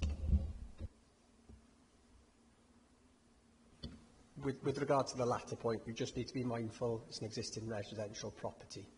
And we have the plans of what's existing and proposed.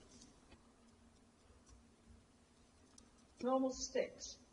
I'm on a bit stiff one, not those little round.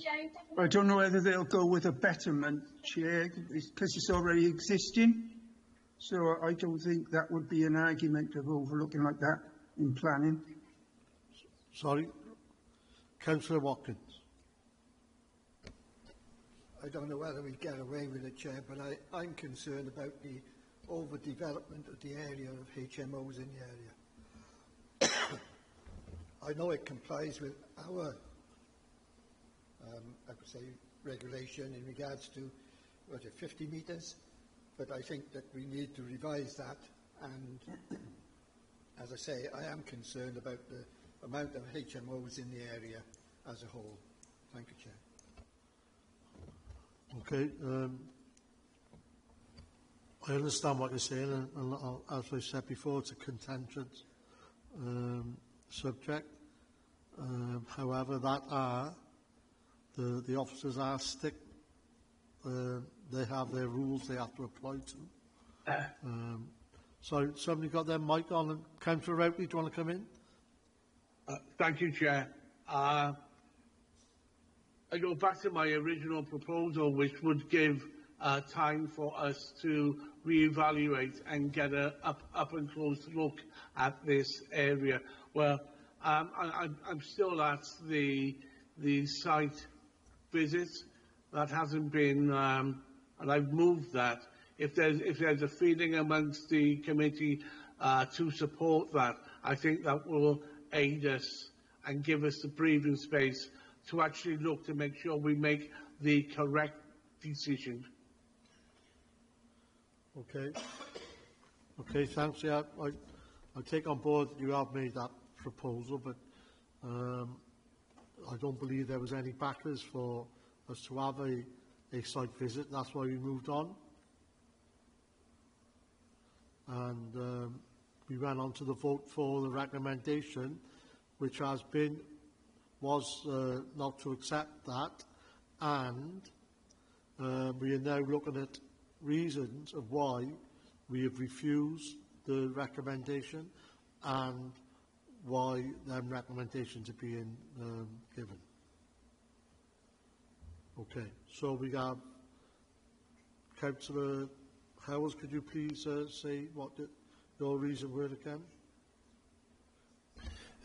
Excuse me, my proposed reasons for refusal were on parking provision, insufficient parking provision to serve the property, taking account of it being a residential parking area, and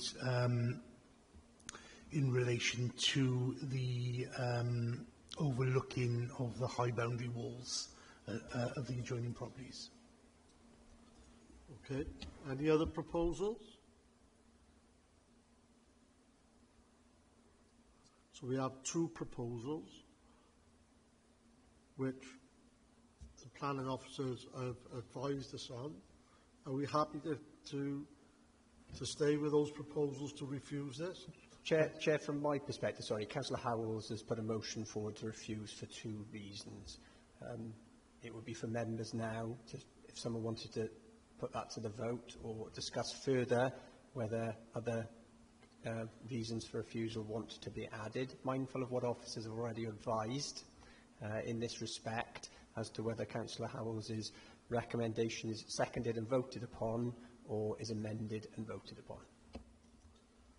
Okay, so do we have a seconder to Councillor Howells' proposal? Councillor Reynolds, could we all then vote in favour of Councillor Howells' proposals? Could all show hands, please?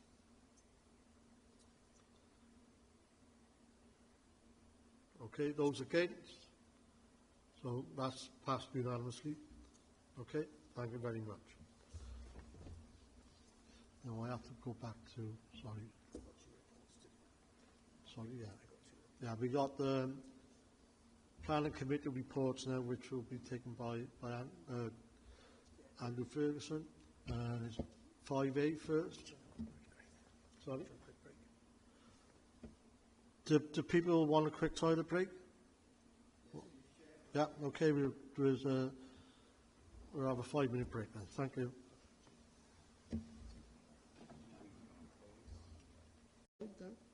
Yes? Yeah. Thanks. Yeah, thank you, Chair. Members, this is the Planning Annual Performance Report for last financial year, effectively, that I'm bringing to you today. It's the Council's first report post-COVID, which looks at the performance of the planning service against nationally set performance indicators. But it is worth noting these were set pre-COVID. But I have given a comparison against our performance for 2022-23 as well, just so you've got a comparison on some things. It's not mandated by Welsh Government, but as I said, we're seeking to provide members with an update on the performance decisions by the Council, and the report will be published on the Council's website. Prior to COVID, we used to prepare this report annually. The Welsh Government would provide all local planning authorities with information and an all-Wales picture to enable us to compare ourselves with other authorities in each of these different measures. This has not been possible since the 2018-19 all-Wales average. So that's the average that I have included in the report. It's just a bit of an indicator. That's all it is. But I expect next year we will be expected to do them and submit them to Welsh Government. But again, we will bring next year's report back because, as I said, I think it is a worthwhile task to do. It is worth noting at the outset that the nature of the performance indicators means their focus is on decision speed and customer service rather than measuring whether or not better outcomes have been achieved.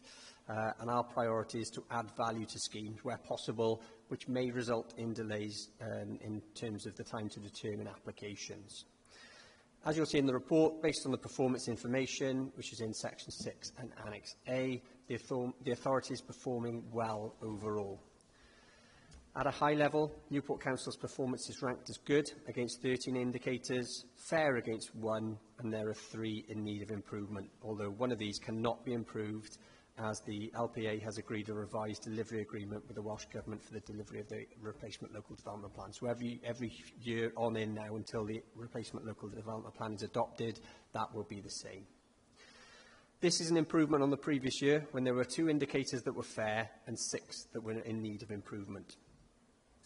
The results are considered in the context of the challenges, opportunities, priorities and resources, staffing and financial, available to us, and the objective of the APR is to reflect on, celebrate good performance as well as identify areas for improvement. As I said, ideally I'd like the All Wales picture so we could benchmark, see what other people are doing in areas that we need to improve on. So you'll see on the screen there, that is the overview. For the purposes of the report, performance is analysed against 5 key aspects of planning delivery. The first is plan making. So I'll just give you, you'll see all the tables are going to be in a very similar format effectively. It shows the measures on the left-hand side, and the first 3 columns indicate what the Welsh Government indicates to be good, the green, fair in yellow, and red in need of improvement.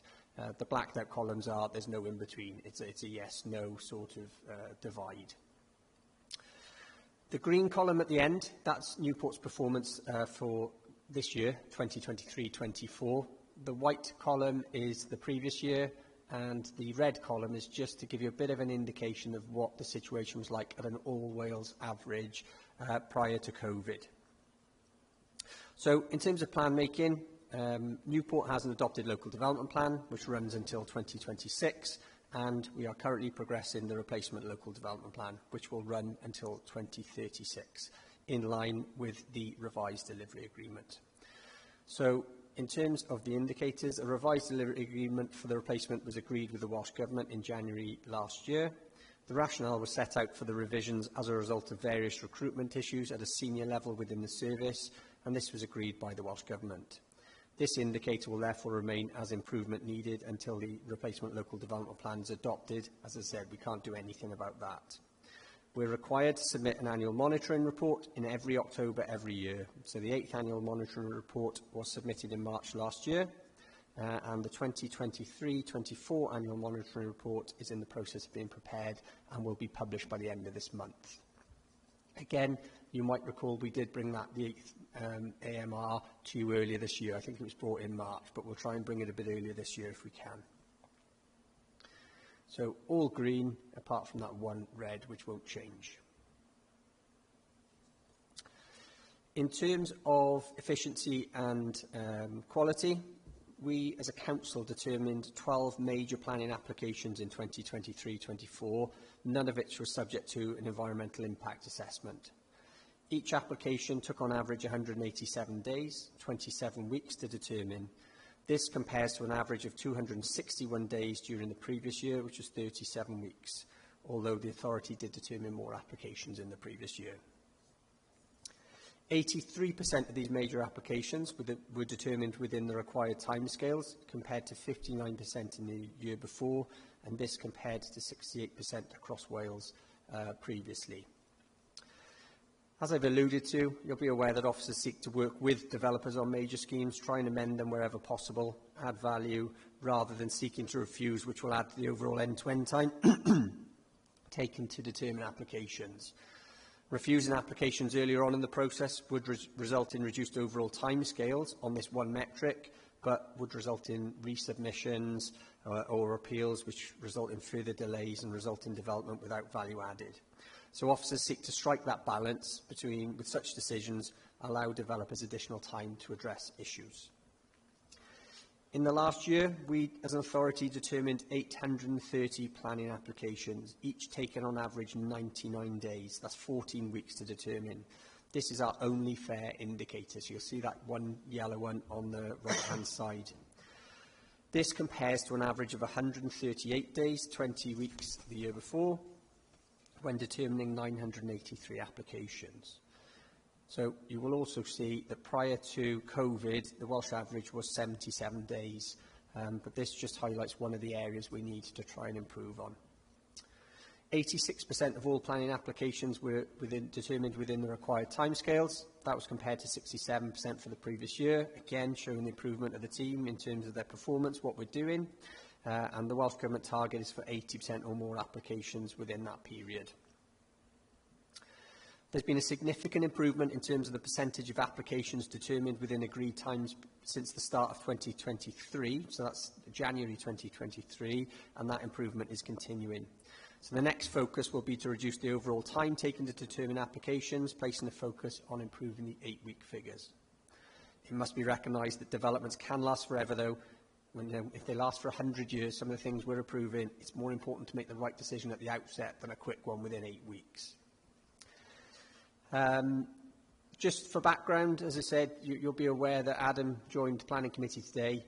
He is the Principal Planning Officer in the West team. That position has been vacant since May 2023, so we've been a senior officer down.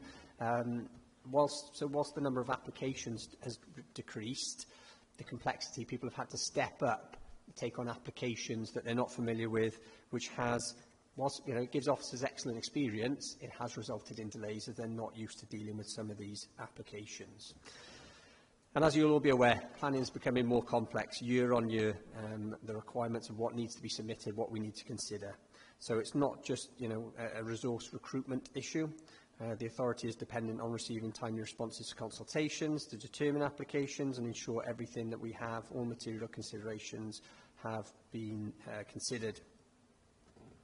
In terms of quality, our Planning Committee made 22 planning decisions last year. That equated to 3% of the overall decisions, and 5% of all planning applications were determined by committee the year before.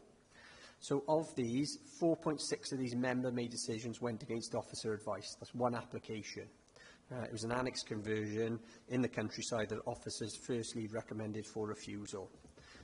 This compared to 13% in the previous year. There were 6 overturns out of a total of 45 applications. So you'll be aware we just had 1 overturn, but I think that's the first this financial year in terms of for next year's stats.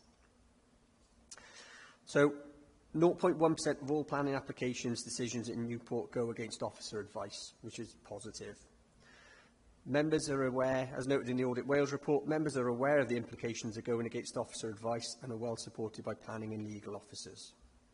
Now, off the back of this, obviously when we refuse applications, in 2020, in the last year, we received 34 planning appeals against our planning decisions. So that's 4 appeals for every 100 applications. Over the same period, how many applications we approved went up from 80% to 81%. So we are approving 4 of every 5 applications. Of the 34 appeals that were determined, 67% were dismissed. That's compared to 71% the previous year, but that means 2 in every 3. The Planning Environment Decisions Wales have sided with officers in terms of the decision. It shows an indicator, basically, that we can defend ourselves at appeal. And last year we had 0 applications for costs as a result of any of those appeals. In terms of engagement and enforcement, we allow members of the public to address Planning Committee. We have an officer on duty to provide advice to members of the public, and we have an online register of planning applications, meaning members of the public can access and track progress of their applications. As you know, the authority welcomes residents addressing Planning Committee to highlight their concerns or highlight positive aspects of a proposal. We maintain a face-to-face presence in the information station on Mondays, and we also have a duty officer operating on Thursdays. Requests for information outside of these times are passed to the duty officer to respond to. All applications are available to view online, including consultation responses, public comments, and once determined, the officer report and the decision notice are published to explain the rationale for a decision. In terms of enforcement, you'll note, as I said, that there's a nil response in the bottom box and one of the red categories above. So we investigated 222 enforcement cases last year. Of these, 37 of these were determined within 84 days. This was down from 63% during the previous year. As I'm sure you'll be aware, with enforcement, it is, as I said, we have struggled in terms of recruiting and retaining staff. It can be quite, in terms of the job itself, it always starts with a complaint. You're always between two people, someone who's alleged to have done something. So, as I said, not everyone enjoys it. We have now amended that. So, as I said, we have created a student position going forward. So, from August this year, we have a full team. But we haven't had a full team for several years. There's been a backlog. And, you know, as I said, notwithstanding that, we have been reporting information. So Audit Wales picked up on this in the report to you earlier this year.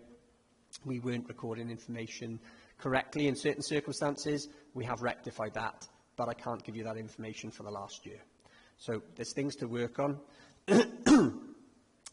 We have sought to undertake measures to, as I said, create the student position, because what that will do is mean we have a new person in every year into this position to help the team, but they will need training year on year. So, whilst, as I said, you know, I am positive in terms of the outlook of the performance from the last year, there do remain areas for improvement. We are keenly aware of that, so we need to look at average time taken to determine all applications, try and reduce this, which sits at 99 days, and we need to improve the percentage of enforcement cases investigated within 84 days. So, this indicator should improve, will improve by next year, because we've got the full team now, so we can start looking at that. There might be some legacy issues as we try to deal with the backlog in terms of time taken to take positive enforcement action, but, as I said, the team is up to speed now, and going forward, there will be signs of improvement. Thank you, Chair. Any questions? Okay, thank you. Is there another report now? Sorry, Councillor Watkins. I'd like to thank the officers for what they've done, and it's nice to see that the staffing levels are now back up to a full team. And thank the officer for bringing the report to us. Thank you. Thank you, Councillor Watkins. Thank you, members. So, as I said, the recommendation is just to endorse, because, as I said, I'll just publish it then online, so members of the public can see the report as well. Okay, so this was the second report that we're bringing you today, is with regards to Section 106. So this is to do with the planning contributions we as a council receive. We have historically publicised, put a brief report outlined the previous year's contributions online. It hasn't been reported to members. It was just published online. But as ever, we always look at what other people are doing, see if there's ways of doing it better. And we had spotted that, I think it's Conway Council or maybe Paris, were providing a bit more information to members in terms of the Section 106 contributions secured and spent during the year. So we said to Audit Wales we were going to do this to you, and we brought it to you. And going forward, we will look to do the same next year and in preceding years, both in preparing the report and bringing it to members to have a look at and comment on.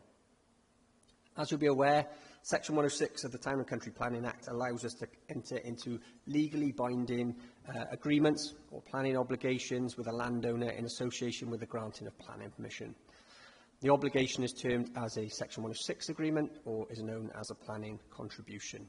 And these agreements are a way of delivering or addressing matters that are necessary to make a development acceptable in planning terms. They are increasingly used to support the provision of services and infrastructure such as highways, recreational facilities, education and affordable housing. So this is recreated in your report as well, if you can't see it on screen. But between the 1st of April 2023 and the 31st of March 2024, a total of 13 planning permissions have been granted, which was subject to Section 106 agreements. What you'll see there in the table is the large amount of them is a sum secured of £72,574, predominantly for affordable housing provision. You'll note that the Skinner Street Highbury Chambers development also provided for improvements to facilities at St Wallace Primary School and a leisure contribution towards off-site play provision at either Bellevue Park and or Clifton Place play area, given the deficit of formal open play in that area that will be exacerbated by that development. That development also had 2 affordable units on site. The green one at the bottom, we put it on there just to make members aware because it might be questioned. You might remember that in September last year, you resolved to approve an application at Crawford Street subject to a Section 106 agreement. That was for 30 affordable units. The Section 106 agreement wasn't signed until the current financial year, which is why it's not on there, but it's shown as an indication in case anyone questions. We've done more than that.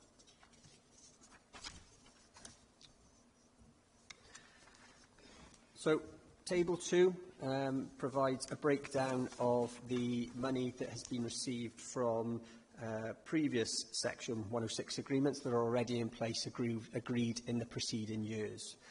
So, for the last financial year, the Council received financial contributions of £1,464,581 received and spent £3.155 million in terms of expenditure on the categories indicated above. So you'll see the majority went to education, and then in Table 3, you'll see what that money actually went to. So almost 750,000 went to improve accessibility at Pentraporth Primary School, 1.6 million to increase capacity at Baysleg High, 383,000 in roof improvements at St Julian's, and 42,000 to refurbish classrooms at St Julian's. That was just some of the money that was spent in terms of education last year.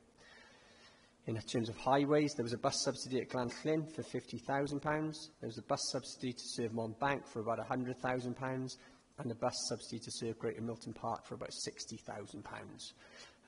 In terms of the environment, £93,300 to improve Pill Mill and Repair Street play area, and £41,000 was transferred to revenue for the maintenance of multiple play areas.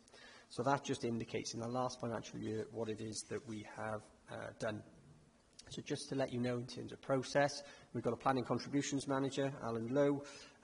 When money is received, Alan will speak to the various departments, let them know we've got it in, what it is meant to be used for, and it is then to programme in terms of their capital programme to draw down the money to spend on the agreed projects.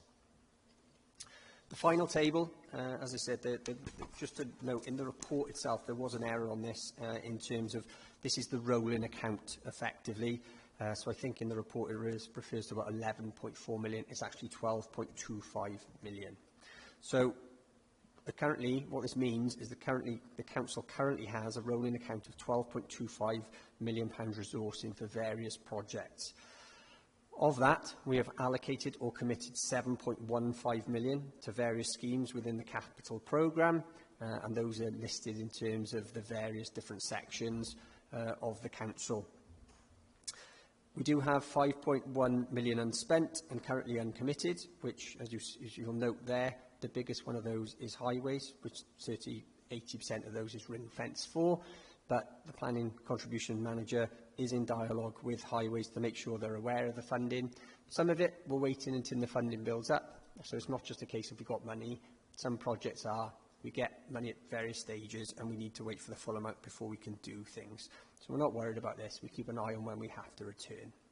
So you'll notice in Appendix 1, I'm not intending to go through this in detail. It's for members to be aware currently of the full list of historical Section 106s with money still left in them.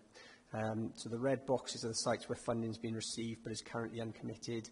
The others are where it's been committed for works to be done. So it's just to show members what we've done in the last year, what the situation is, what's been spent, and as I said, the intention is to keep doing it going forward.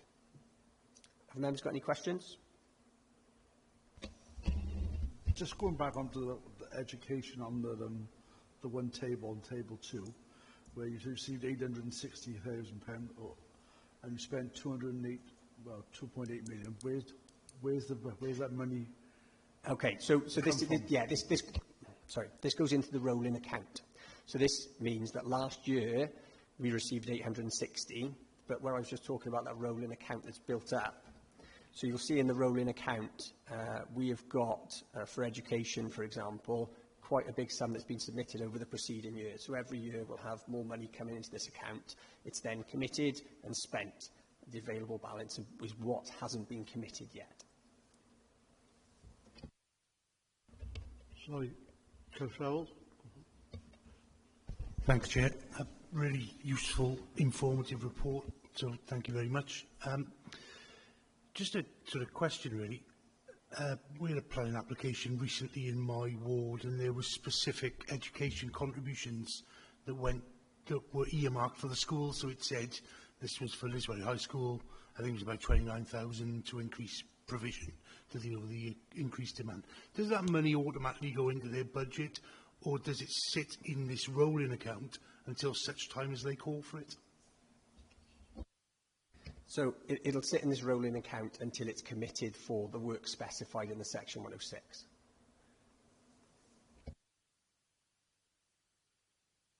Councillor Watkins. According to, I don't know whether legislation, so I understand that if it's not spent within 5 years, it could be returned to the developer. Is that correct? 5 years isn't set out. There's normally in every Section 106 agreement a period that is considered a reasonable time, because what we say with these agreements is this money is necessary. Now, we'll have different trigger points. So Glanthin will be a classic example, which has been going on for 14 years, and we have different trigger points at different times for payments. What we tend to do is say 5 years from the full sum. Because, as I said, if we're building a school and we get 1 million every year for 10 years, we're not going to build in that manner. We'd put that money aside until we have the full sum to be able to do the work. So, yeah, there are timescales for returning funds. What we've said in the last year, we haven't returned any funds. The other question is, Chair, affordable housing, you've got 32,000 on table 2 again, yet nothing is spent. Any reason why?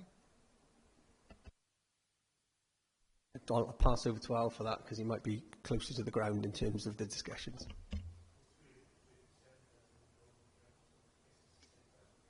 It is really, yeah. Like I said, there's a time period we have to keep it in our accounts. A lot of the time with affordable housing, they're fairly small amounts. So there'd be 3,000, 4,000 per development. Housing actually can't do much with that on its own, so they wait till they get a certain amount of money together where they can do something a bit more substantial. So that's normally the case why it may sit there for a few years, is they're waiting to amalgamate from different developments to get enough money together for a substantial project. Sorry, I might have missed this. Who decides what goes into what service? So on each report we will bring to you where we're looking for a contribution, we will specify what that is being spent on, what is proposed to be spent on, because as I said, it has to be necessary for that development. So it has to be specific, precise. So there are 3 SIL tests that we have to make, and we address those in the report. Okay, thank you. Any further questions or comments? Councillor Jordan. Yeah, as it goes back to 106 money, if we've got a development in a certain area, how come another area of a ward might get it than the ward is in? So the planning contributions manager consults with the different consultees. Now, a ward area, can be big. It depends where the development is in that ward. If it was right on the boundary and there was a park on the other side of the road, it would obviously, from a on-the-ground perspective, be more appropriate to potentially improve the facilities there. So we look at it. We don't look at it in terms of, sometimes you might look at the ward level, if it's quite central. Sometimes you might look at it, okay, this is its location, what are the facilities that need improving? They might not be in that ward, but it's still serving that development.